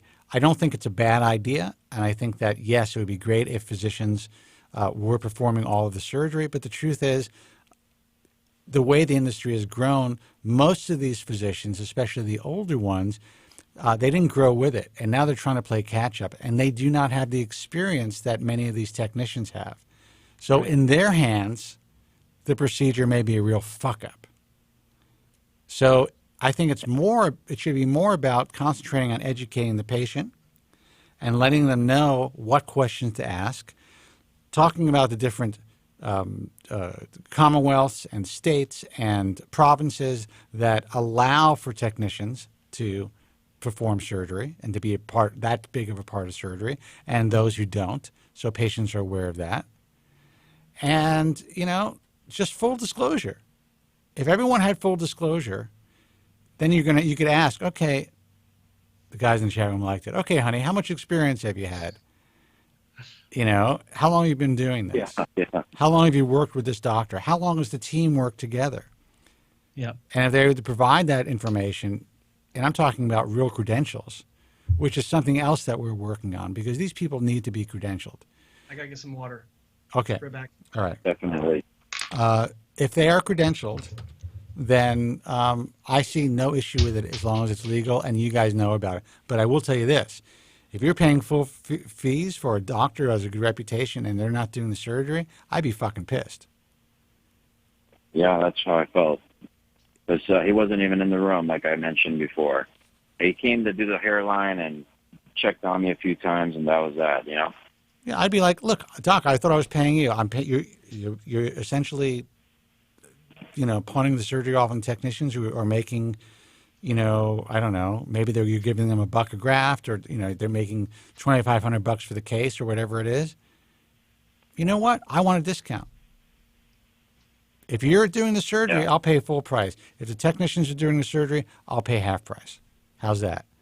Give people a choice. Now. There's a lot of doctors who are Go ahead. I'm sorry. Oh no, sorry. I was gonna say these are the same ones that tried to squeeze more money out of me after they gave me a Valium and stuff too. That's for extracting the 500 more grafts. Yeah. And you're a fucking cop. Did they know you're a cop? Yeah. Now think about that. They don't even give a shit that you're a cop. You're a policeman. You're a police officer. You're an officer of the law. I just wonder if they learned that at one of these preceptorships with 1 day of marketing training. Oh, I can tell you. I can tell you this: that I have spoken with many people who've gone to these things. I've spoken to actually a plastic surgeon here in Los Angeles who was so disappointed about how little he learned, and that it really was all about marketing and using the materials provided by the company to better market their brand. They don't even get a good fucking education on marketing. That's the thing. That's the fucking thing. It's like, what are you guys getting for your $100,000? Nothing, really. You're getting, I know there's one guy saying he's still paying off the machine, and he regrets getting it. Now, he can learn, and he's taking the time to learn, and he can make a hell of a lot more money than that machine cost, and he can do great. He really can. But he felt deceived. That's the problem. These companies don't have to deceive people, and I'm not saying that they are, but this guy felt deceived, to sell these boxes. I would say they'll sell a hell of a lot more boxes if they told them the truth and really guided them with real experts in the field, not just people who have been in the field for a long time, not just guys who have performed hair transplants for 20 years. You could perform hair transplants for 30 years. I got to tell you, I don't want to go to the guy who performed hair transplants 30 years ago. That's the whole thing, because they were doing some of the, like, compared to today, it's medieval. Yeah. Where 30 years ago, that means they were doing plugs. Yeah. And they were going home, and they were paying for their fucking kids' bar mitzvah, and they were paying for their fucking Mercedes payments and their fucking, house on Long Island by destroying lives. And they didn't give a shit about that. What makes you think they have a conscience now? Yeah. FRAD, Baldies Unite. That's right. Yeah. Well, that's what it comes down to. I mean, that's one of the biggest things I've noticed over the past 15 some odd years in this industry is people brag about a doctor being in the industry for 20, 30 years. That's not always a good thing. Just because you got experience doesn't mean that you know what you're doing, or it means you know what you're doing, but it doesn't mean that you're doing it to the highest level of efficiency and artistry and all these great things that we look for. So while it looks good on paper, it means very little in the real world. All I can say is it's all fucking bullshit. And if you go to ihrs.org or even the YouTube page that we were hoping that you guys would start to like, and Joe is going to be working on a little bit more, but he's busy with his own shit. But it is Hair Transplant Podcast, where we have segments of what we're doing, interviews, and also the stuff that we're doing, the undercover tech and doc segments. You'll hear what the undercover tech says about the reality of this industry, that both the physicians, in her opinion, and the consumers are being sold a lie. A complete Those were amazing. A complete fucking lie. Actually, we're going to be doing a lot more of those, and I was contacted by a cable media outlet. Let me just interrupt real quick. I'll put the link to Hair Transplant Podcast in the chat room area so that you guys that are listening through and watching through my channel, you can click on that link. You can go to Hair Transplant Podcast, subscribe, click the bell, and like all the videos on there. We'll sit here and wait for you to come back and do that. So I was contacted by a cable media outlet who, this was a production company who wants to, I guess, work with a cable media outlet that they've already worked with, and have me do what I do. Now, I've had so many opportunities like this that have fallen through, so who the fuck knows? Yeah. So I'm still going to do it. I'm going to do it online. I'm going to do it on a regular basis. I have a lineup of technicians who've contacted me, who all want to do this. And I also have some content that is already in the can that we're going to be putting out. And I'm actually considering maybe making that entire page the undercover tech stuff. I'll talk to Joe about that. Yeah, you got so much of it. But I think that's really the way to go. And also the undercover doc stuff, because that's what you guys need to hear. You guys need to hear not only what's coming out of our mouths, which is the truth, but from the guys that are performing the surgery and letting you know, if you're not doing this, this, and this, then you're not doing your homework. If you're going to here and here, then, you're in fucking trouble. And they're telling the truth about the manufacturers and the truth about the industry in a way that, while we can get that message out there based on our experience, it's fucking compelling, man. Mm-hmm. To hear this woman speak, who has had so many years. We're not talking about a kid either, who has so many years of experience, saying that she has never seen things so bad and so dangerous as they are now.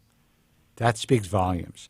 But Warren, we're going to let you go. You are a lucky motherfucker. That's all I'm telling you. Yep. No, I lucked out, and I just wanted to say this real quick. Listening to that stuff, that undercover stuff, that sent me chills down my spine because it felt like it was me sitting there, how she was describing everything. And it was just like, that was totally real, man. And then last thing is I sent update pictures to Joe. I'd love you to send them to Spence as well, just when you guys have time, and see how I'm doing and take a look at the update. It's coming in pretty good. I'm just concerned about the gap in the crown. That's about it. Well, I've pretty much wrapped up this project I was working on, so I should have some time to get into my emails. I'll check those out, and I'll send them to Spencer so he can have an idea of what you're going through. Yeah, thanks, guys. Right, appreciate it, guys. Help. Yep. Warren, man, I really appreciate the call, and you know what? Thanks for your service, dude. Appreciate it. Absolutely. Hey, man, thank you. All right. Thank you for what you guys do. You guys have a good day. You got it. You too. Take care. You too. Bye-bye now. 888-659-3727. You're on the ball, Truth. Who's this and where are you calling from? You're on the ball, Truth. Hello? Yeah, hey, man, can you turn down your, I was going to say radio. Can you turn down your computer or whatever you're listening on? Yes, I got you. How you guys doing today? Hey, good. How you doing, man? Who's this? Where are you calling from? Great. My name is Justin. I'm calling from Florida. Hey, Justin. What's going on? How you doing? How you guys? I found out about you guys about 2 months ago. Yeah, about 2 months ago. I've been watching the show. Great. Mm-hmm. And I appreciate you and Joe. And I guess I'm pretty. The thing is, of course, I know you guys know Dwayne "The Rock" Johnson, of course. Yeah. Mm-hmm. I don't know him personally, but I know of him. But I pretty much had 26 years old. I pretty much had this hairline pretty much from growing up, birth pretty much, and I never noticed it until about, I think a friend told me when I was about 21 years old. He told me, Jesse, your hairline is fucked up. I was like, wow, all right.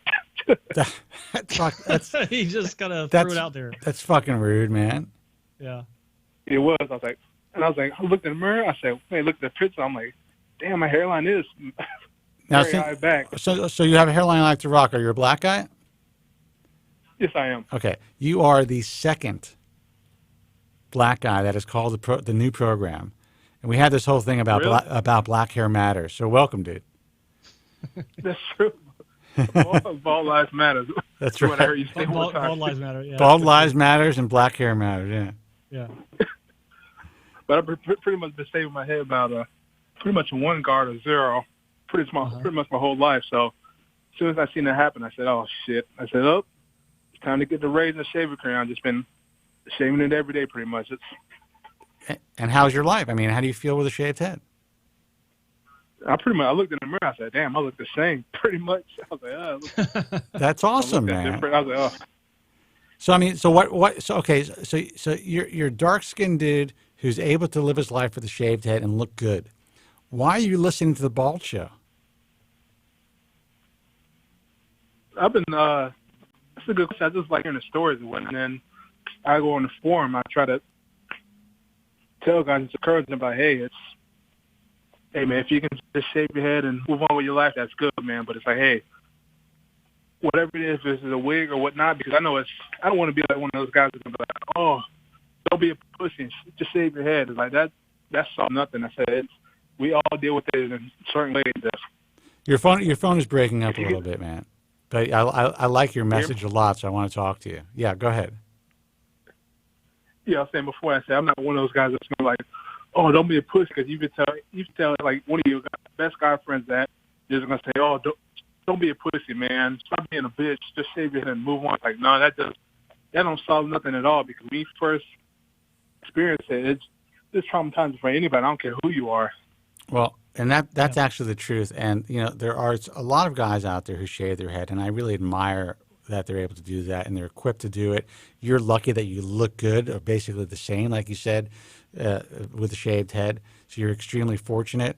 I am friends with the guy who, I'm not friends, like we don't hang out and get loaded or anything, but I am friendly with and known this guy since the beginning of his career of the maker of Headblade, and he's been on the program, and he actually contacted me many years ago when he first started his project. And, you know, I like that community, and I think it's a really good, there's like the sly bald guys and all this stuff, these guys who have been able to get past it and talk about it. But there's a certain percentage of guys out there who do that will call all the rest of the guys who are concerned about their hair loss, like you said, pussies, or as our friend in the chat room said, Mary boys, or whatever. The reality is nobody likes it.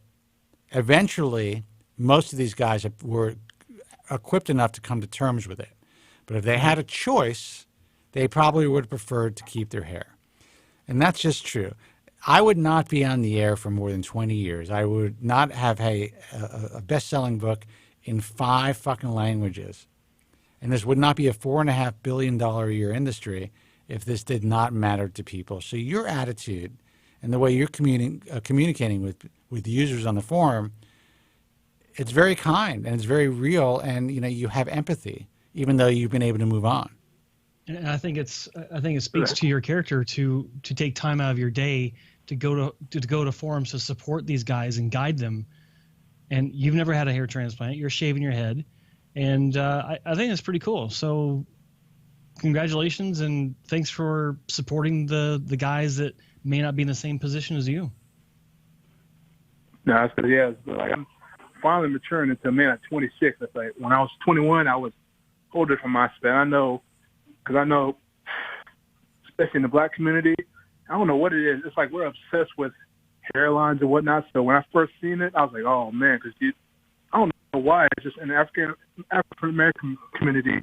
As soon as you see another black guy, oh man, you see his hairline. So it's like we're obsessed with hairlines. So as soon as I seen it going back, I said, oh man. Well, I tell you how obsessed you guys are with hairlines. I saw this program. It was a clip was sent to me.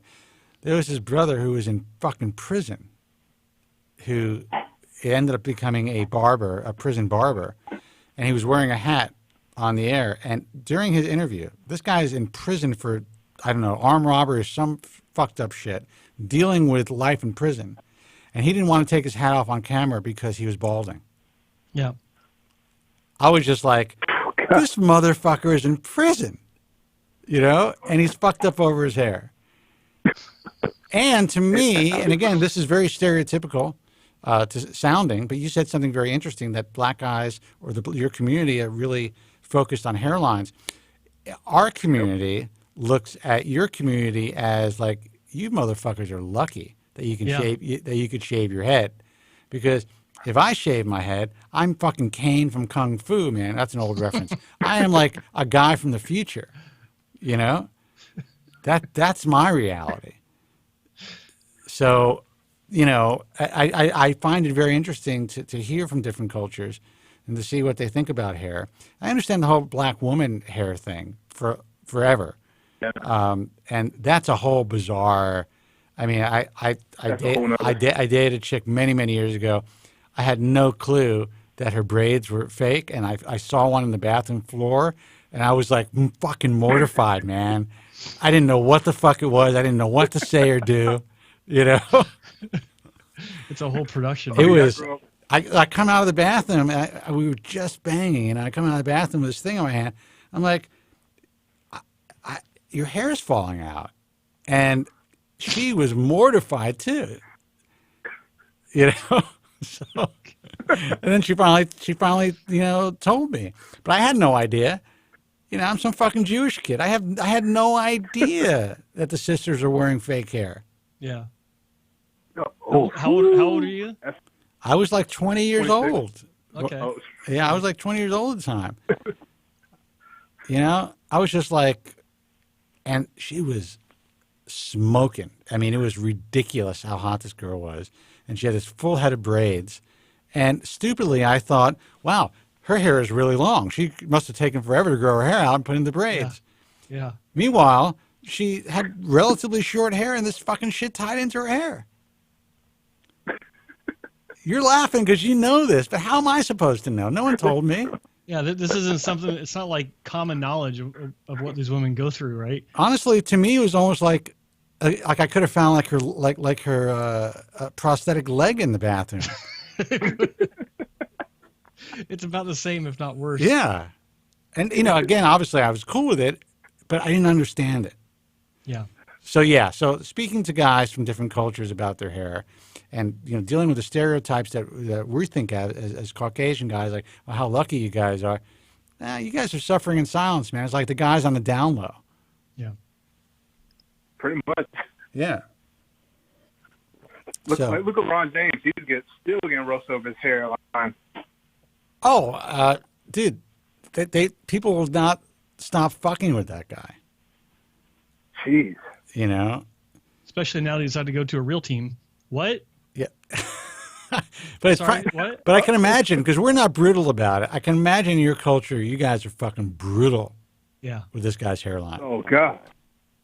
Spend all day. Hey man, you ever see LeBron James' hairline? You watching the game?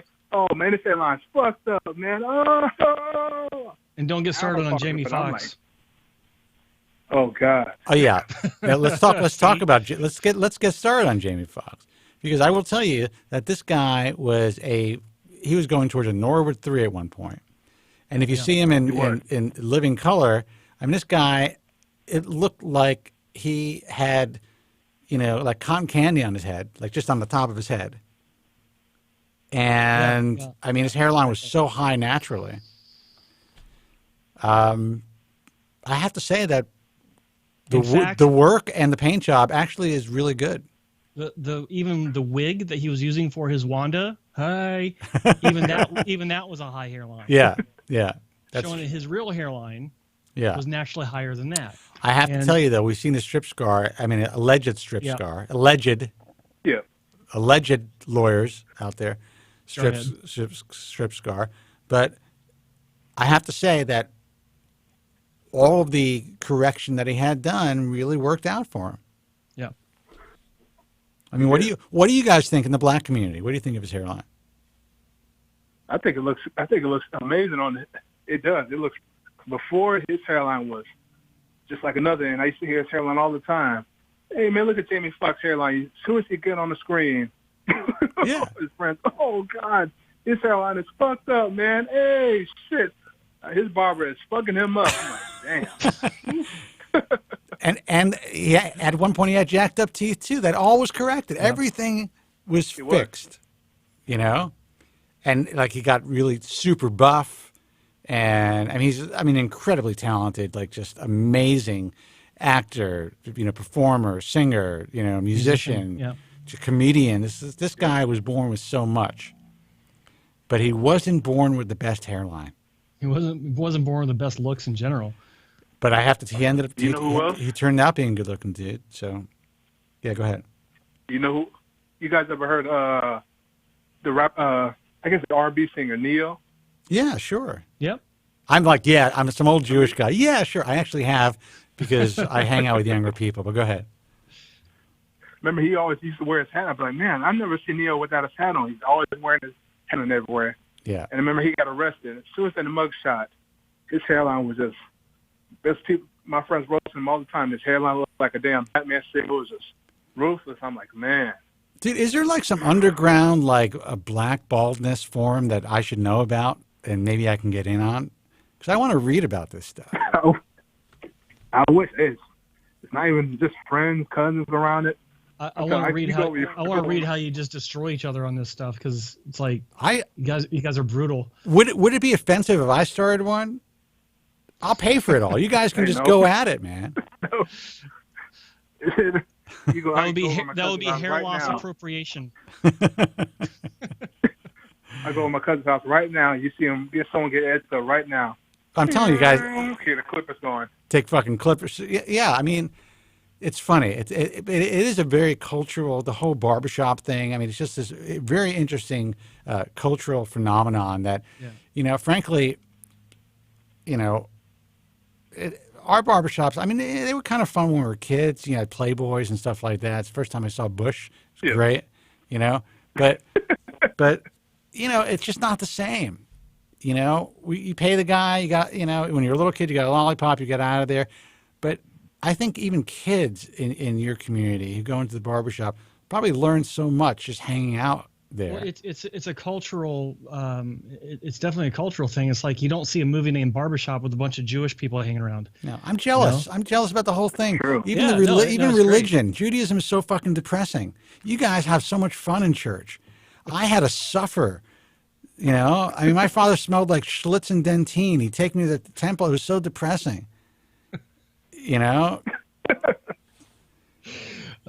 So, listen, dude. Listen, we're going to take another call and probably call it a night. Do you have any questions? Any other, or you just wanted to make that comment or those comments? I just wanted to comment and say, keep pumping the show out, guys. I'm loving the show, and everyone listening, don't listen to what these other clowns got to say about you. Whatever makes you feel comfortable in life. Life is short enough as it is. Whatever you want to do in your life, man, do it without anybody's opinion whatsoever. That's my biggest tip. Dude, that is some pretty fucking, those are wise words from a young man. I appreciate that. What's your name again? Justin. And where are you calling again from? Florida. Justin from Florida. I'm going to remember this call. Keep calling back, man. You're a great caller, and I appreciate you being a fan of the show. Appreciate it for having me. Have a good night, guys. All right, you got it. Take care. Thanks for calling, buddy. Bye-bye. Fucking great call. That was a good call. 888-659-3727. Okay, now let's get to some depressing shit, probably. Let's see who this is. Hey, you're on the air. Who's this, and where are you calling from?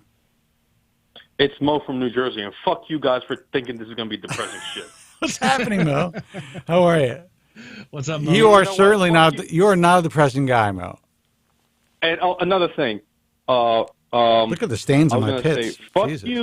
Fuck you also for not saying I have great calls, because you never said that was a great fucking call. Fuck you guys for that too. Oh, dude, you are a great caller. You were just in the middle of hanging up. You didn't hear it. Yeah, you never hear anything. Oh, okay. What's going on, fellas? hey, Spencer, the hair always looks good, but today the hair is looking a little extra fleeky today. What's going on, man? Have on fleek? You saying it's a little extra? No, like good. Yeah, on fleek, a little fleek. I don't know.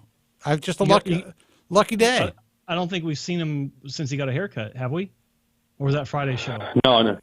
I don't know. That's true. That's also very true. Thank you, man. Yeah, I try to be on fleek as much as possible, but you know what? You're always going to have better days than others. Thank you for commenting on a good day. I'm gonna keep this on a loop. Joe, where are the videos at, man? I've been waiting, every other day or whatnot, I type in Hassan Wong, I type in Ray Hall, and then I type in Joe Tillman. I'm seeing more from them than where you been at, man? What's going on? I've been busy with some projects, but I just finished up, so I'll be, funny you ask, thank you very much. I will be getting busy with new videos in due time, very short order. This I week, don't believe you. What's your next video? Are you going to tell me? Are you going to surprise people or what?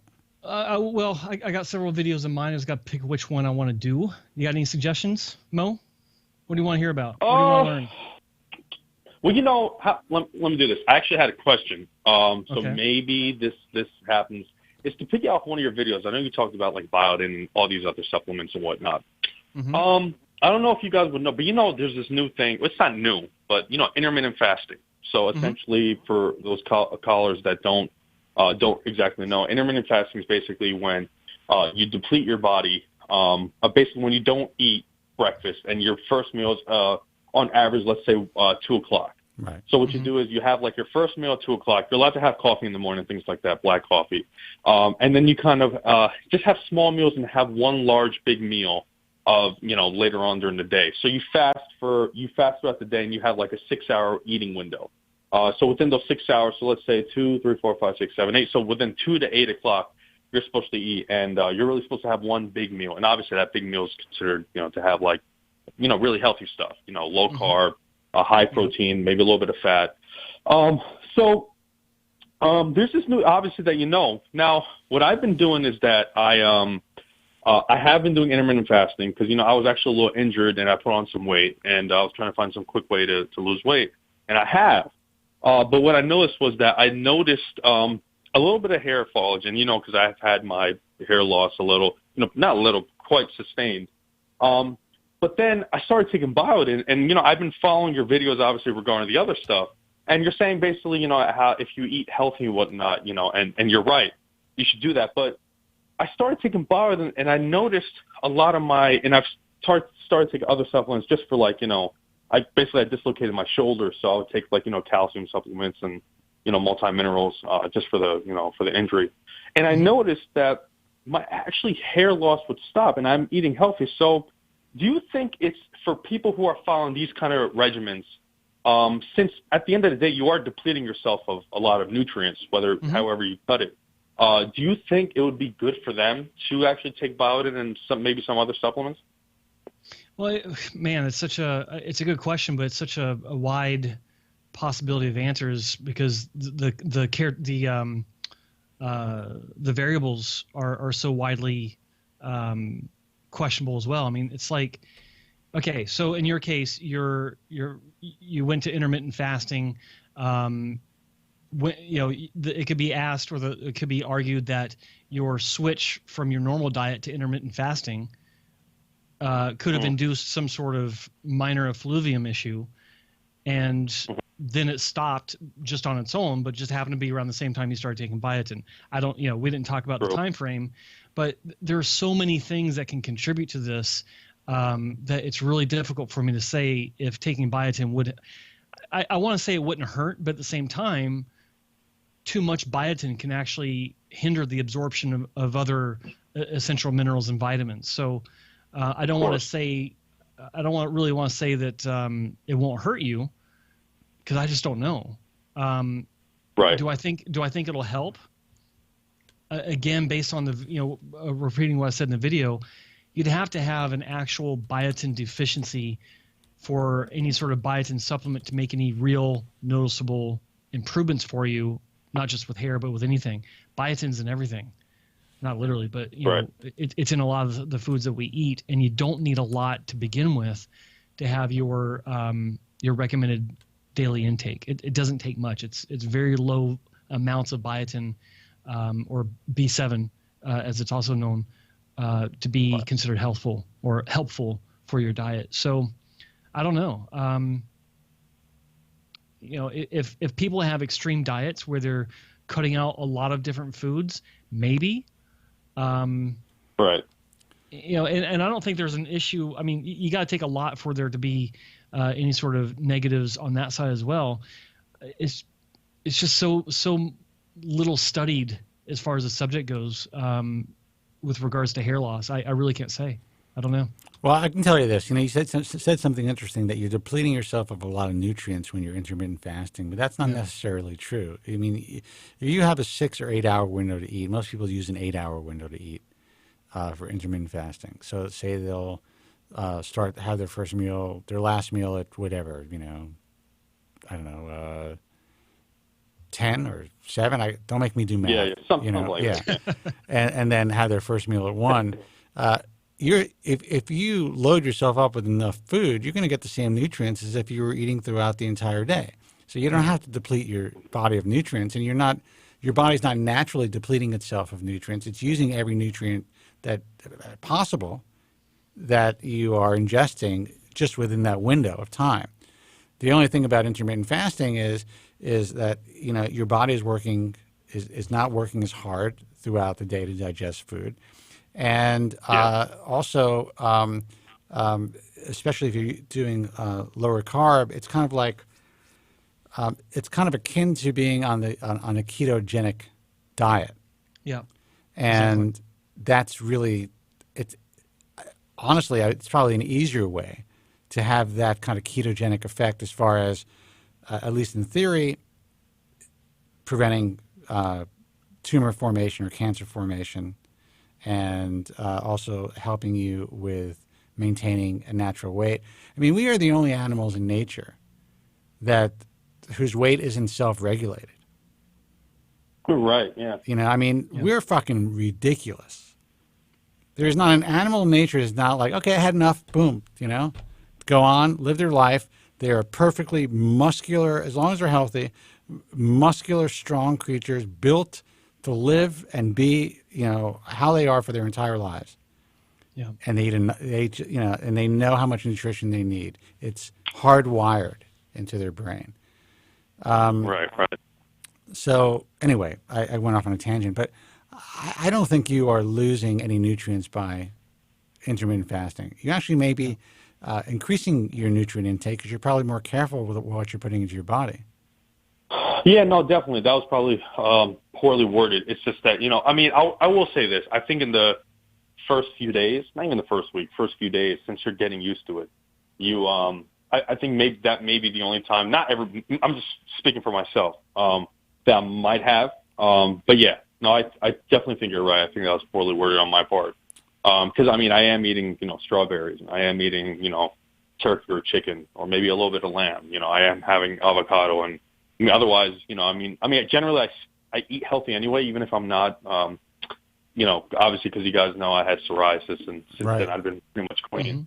Mm-hmm. But even, let's just say if I didn't have psoriasis, I'd probably be eating pizza, or I'd probably be, eating, all of that. So yeah, no, definitely. Maybe it definitely was a coincidence. But I just felt like at the time, I felt like, or maybe, like Joe said, it takes, because, your body really is such a fickle thing.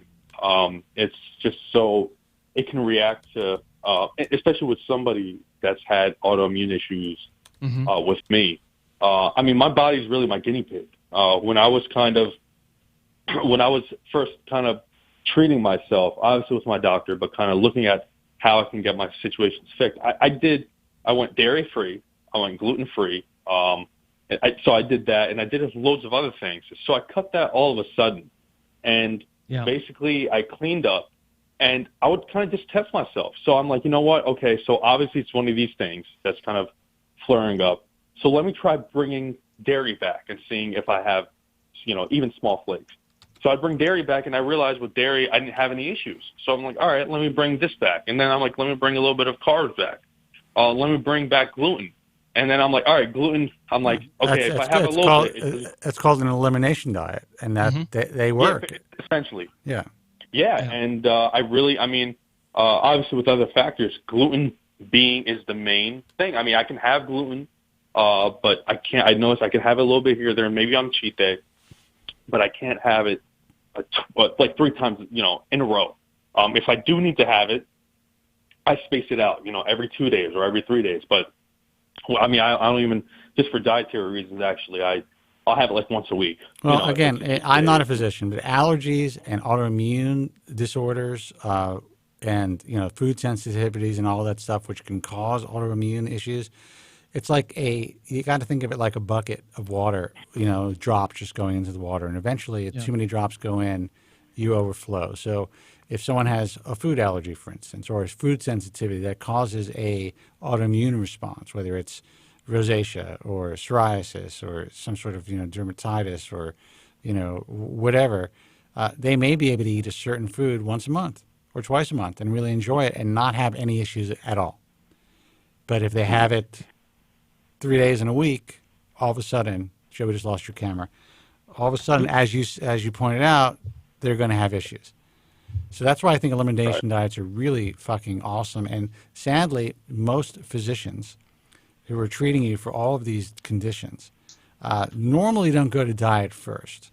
I don't know if when you were younger and you dealt with it, if it was kind of like a struggle to talk to them about your diet, or if you were lucky enough to find someone who started to talk to you about your nutrition right away.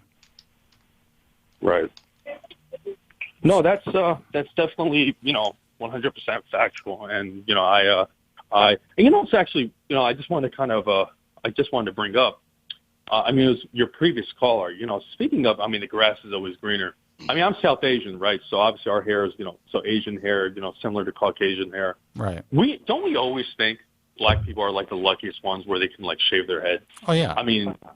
Michael Jordan. Because even a lot of dude, we think they're lucky in many respects. Let me tell you. But go ahead. Yeah. No, but it's like because even black people who have quote good hair, their hair is normally very, very short. Right. Like, let's just say, I'm friends with all my friends growing up were black.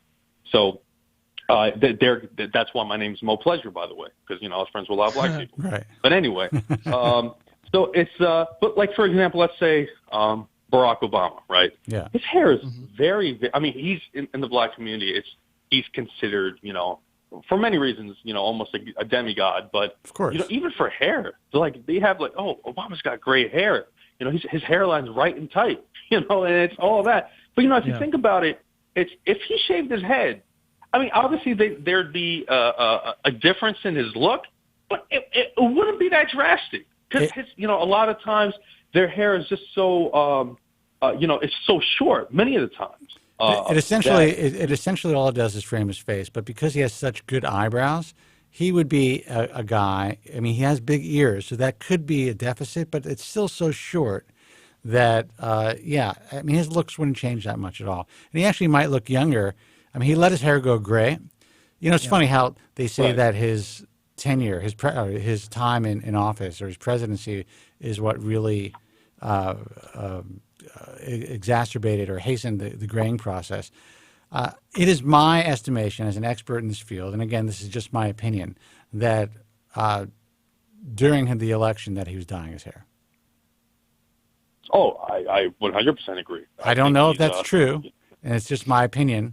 There's actually I saw on some show, maybe it was a video on YouTube, it was several years back, where they're talking about how the presidency actually turns president's hair gray over their tenure. They got Bill Clinton, and they got Bush number 2, and then they go to Obama, and they show the progression. They do the gradual progression. So I normally would have thought, I think that he was dyeing it, but through this progression they showed, it was very long and drawn out, and it looks to me like it's just a natural progression. Well, you know what, Joe? I don't agree. And that's fine. Yeah. But I do want to jump back. How do you know he wasn't just doing, he started with Just for Men, and then he started to graduate. He graduated to, a touch of gray. I don't know one way or the other. That could have been the case for sure. Yeah. But Mo, you were talking about we're talking about elimination diets, and you're talking about autoimmune and gluten, all this stuff. I listened to an incredible clip from Joe Rogan last night.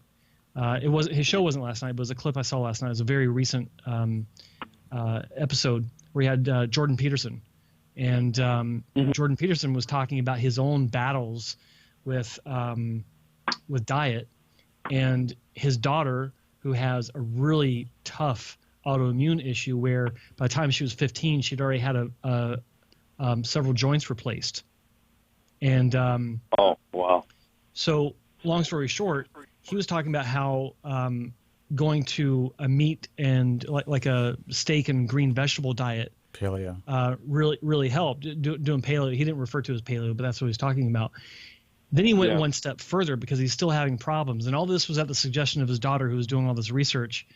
She's now, I think, in her late 20s, but and apparently she has a blog about this. But she was doing her own research, and she would tell her dad, Jordan Peterson, just try this for a month.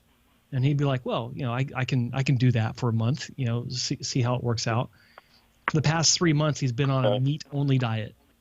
And he said it's even more amazing than just doing paleo. Now, I don't believe in that, the long-term sustainability of that, but he's talking about how for the past 8 months, his daughter has been meat-only, meat and water. And all of her So like all no of her vegetables, symptoms, no fruit, nothing else? nothing. All of her symptoms have disappeared Wow. completely. And she'd been living with this these autoimmune issues all of her life. Well, and everyone has unique makeup, and those people who are suffering with stuff like that, they are obviously the anomalies and the exceptions to what we would think would be normal dietary rules, like you need to get your nutrients from fruits and vegetables as well as meat. I have someone in my personal life who has a tremendous amount of food allergies, digestion issues, and they find it extremely difficult just to figure out what they're going to eat that day. And they have to make decisions on whether or not, okay, I'm either going to have a flushed face or I'm going to have to sit in the bathroom all day. And so they have to go out. They'd rather have the flushed face. And so these are very difficult decisions. And to this point, this person has not been able to completely narrow it down. Like they would love to just do like a raw food diet, but they can't do that because they are allergic or have food sensitivities to all different types of fruits and vegetables. Yeah. And then if they eat red meat, there's a different type of reaction. So this person lives a very difficult life. So I could see how whoever you're speaking about, I forgot who you're talking about, who just went on a meat diet, everyone thinks that's crazy, but for her particular body, it's working. Yeah. Well, there's no doubt that, each body is different. And obviously somebody who's had autoimmune issues, I'm not a guy. I mean, to a lot of people, eating tuna sandwich is healthy. To me, it's like, that to me is a cheat meal, just having a tuna sandwich. Sandwiches were the bane of my existence for years. I love a good deli sandwich, and isn't it the greatest? For years, I had no idea why. Like when I worked, for different companies, lunchtime you go to the deli or go to whatever shops nearby, and you get a big Dagwood, right? Just a big sandwich, all the meats and the stuff, and 2 hours later, I'm passing out at my desk because I can't keep my eyes open. I would walk around for years after a meal, literally like I had a basketball in my stomach, and in pain. Yeah. No, digesting that shit is just. But I mean, 100%. I mean, sandwiches at one point were considered the thing, but it's with everybody having different bodies. One thing is definitely for sure. And again, there are some people who can't consume red meat and dairy, everything else. But if we're speaking generally, where this really comes from is that, or the flaw. Obviously, I'm not a physician like you guys say. Also, I'm not. But researching saying that it's like essentially, when we basically say that meat is very, very bad. Now, I'm not saying the all meat diet is great. I won't go as far as saying that. But I mean, there was a point, obviously, in the 80s, right, and 90s, where maybe even the 70s where it started, but. Where meat is bad, load up on, when they were saying, the bread is good, eat more bread. Yeah, I mean, this was, during that. That actually started in the 50s with Ansel Keys, who was the guy that when Eisenhower had his heart attack, the entire country was really like, oh, we got to figure out what the fuck's happening with heart disease. And he theorized, because Asians had less heart disease, that, saturated fat from meat was causing people to have heart disease. And no matter what the studies showed, including the fact that they spent hundreds of millions of dollars to try to prove these studies that high-fat diets, saturated fat, butter, shit like that was bad for you. They were never actually able to prove it. But what they did show was that it was sugar that was really causing heart disease. But there were a tremendous amount of lobbyists. Ansel Keys was a very allegedly stubborn guy. He's dead now, but so I could say whatever I want. And, the government essentially just said, all right, we're going to rubber stamp this shit. And they fucking killed, in my view, in my opinion, millions. Oh, easily. I mean, that's being nice. Yeah. And, it's just, now we know. I mean, there was this funny, it was Time magazine was saying about like 2 years ago, is butter's actually really good for you. Eat and, butter, it's just, but, and like, for example, see, I'm of South Asian descent, right? So like Indians, Pakistanis, a little bit of Bangladeshis. Like, for example, I can tell you, so let's take India, right? I would say 60% of India, I'm just giving a rough rate, is vegetarian. And let's just take, if we include Pakistan in that too, a lot of people obviously aren't a vegetarian because they're not Hindu, but a lot of the times, obviously, meat is more expensive. So many of them consume mostly, vegetarian diets as compared to meat diets because, a lot of the country is poor and can't afford that. Right. So these two countries, I can tell you firsthand, they're very, non-meat, bound. They're very carb bound, very gluten bound. And diabetes is fucking off the roof. And it's just, they don't, my mother's side, my mom. And they got fucked up teeth. Go ahead. What happened? And they have fucked up teeth. Just Many saying. of the times, Yeah. exactly. Yeah, and they, it's so, and my mom's side, she's very healthy, looks 10 years less her age, eats, has the greatest diet, is still borderline diabetic. Her entire family is all diabetic, and obviously they come from pretty decent families where, I mean, they're not, extremely poor, but they're, extremely rich, but they're not really poor either. Right. But even since in the genetics, since a lot of times people, consume so much of that, it's just fucked it up for them. And, but 100%. I am totally lucky that I think wasn't born with fetal alcohol syndrome. That's all I'm saying. Yeah, me too. There is a picture of my mother at a party with me in her stomach with a Manhattan in one hand and a cigarette in the other. Okay? Look at that. I mean, today, that would be considered child abuse today, wouldn't it? Oh, my God. They used to have commercials for cigarette companies with doctors being the spokesman. My doctor I recommend would my smoke. patients smoke Marlboros. My doctor would smoke in his office. My pediatrician would be smoking in his office. Not in the exam room, but in his office. So, yeah. So anyway, we're living in a really upside down, fucked up culture we have for so many years.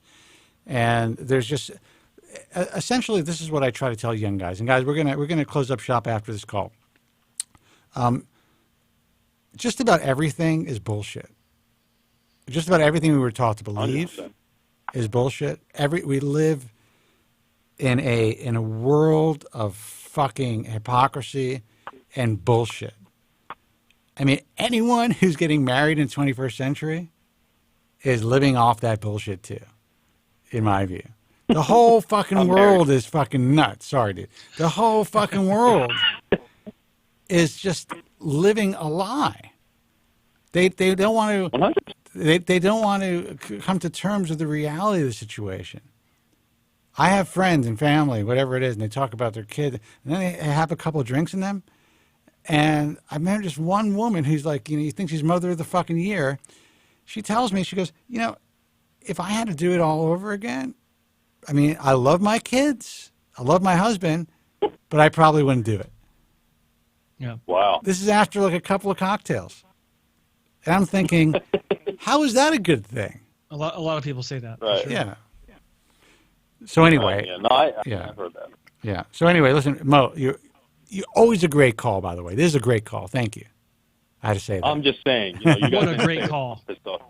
Well, there we go. Yeah. By the way, just a quick update before I hang up. I know you guys, I was supposed to have my surgery August, but I actually moved it to after Thanksgiving weekend. I just had to move things around, so I'll keep you guys posted. With who? I forgot who you're going to.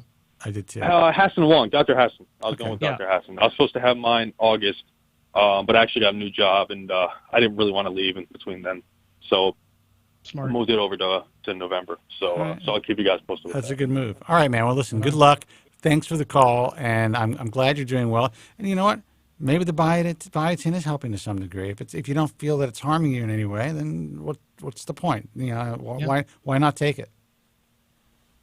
Yeah, no, I definitely. I mean, I agree with Joe. I do think there is, you know, because many times there's just this thought that there's something good for you is that you can't overdo it, and I think that was really important that what Joe pointed out in this video. Like for example, I mean, obviously, you know, fitness, nutrition's, you know, my thing. There's this thing that protein is good for you, which it is, okay, but there is such a thing as too much protein.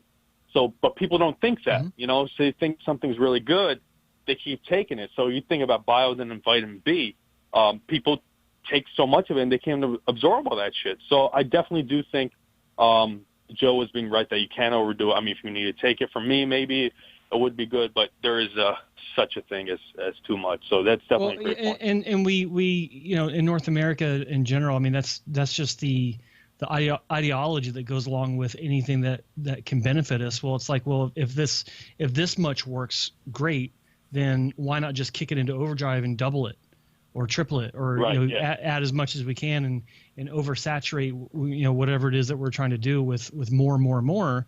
And that's what can lead to more problems than not doing anything at all. So yeah, no, I appreciate your support in that. And yeah, like Spencer said, I mean, if you feel like it's helping, then why not? You know. And as a matter of fact, I actually feel like a steak now. I think I'm going to go get myself a steak. No kidding, I do too. Hey, Mo, listen, we will, we're working Friday? Yeah, we're going to work Friday, right, Joe? Yeah, we'll work Friday, for sure. Well, you're not American anymore. So I'm waiting for the videos, Joe. Spence, I'll talk to you Friday. If not, sometime next week. Absolutely. Mo, listen, thanks for the great call. There we go. All right, guys, I'll talk to you. All right, take it easy. Take care. Take it easy. All right, guys, listen, great show. Thank you all for listening, for taking the time to call in, to share your stories. I love the cultural stuff. I love the cultural differences. You know, we always, like everyone's saying, you know, we assume that, wow, these motherfuckers are fucking lucky. Yeah. You know, they have dark skin, they can shave their heads. No, they look great. They're in a worse position than a lot of us because they got so much more pressure. They're obsessed. They're obsessed, apparently, with the hairlines, man. Yep. And then there's going to be a whole bunch of people who are going to write me, what do you mean they? You know what I mean. What do you mean those people? I'm talking about the African-American community or the Afrocentric community, even if they're not African-American, who are concerned about their hairlines. Yeah. Yeah, exactly. What a world we live in. I know, it's crazy. All right, guys, listen, thanks so much. The American Hair Loss Association, AmericanHairLoss.org. Joe Tillman's personal website, hairtransplantmentor.com. Learn more about Joe, learn about his story, see his hair loss journey, his triumph over this fucked up thing that he had to go through by getting screwed up by this industry, and then now looks the way that he looks. For better or for worse. Fucking old dude with a full head of hair. The old dude, he's 5 years younger than me, this fuck. I'm grooming him to take over the show. He's just waiting. He's waiting for me to have that stroke. That was so Jewish of you. What do you mean, old guy? He's 5 years younger than me, for God's sakes. Oy.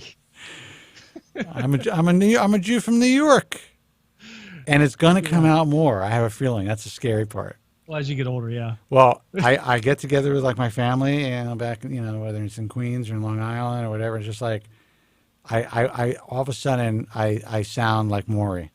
So, Rabbi Spencer. You know, there's a huge asses in the chat room. Yeah, actually, Morty doesn't. I mean, there's some New York Jew in Morty right there. Yeah.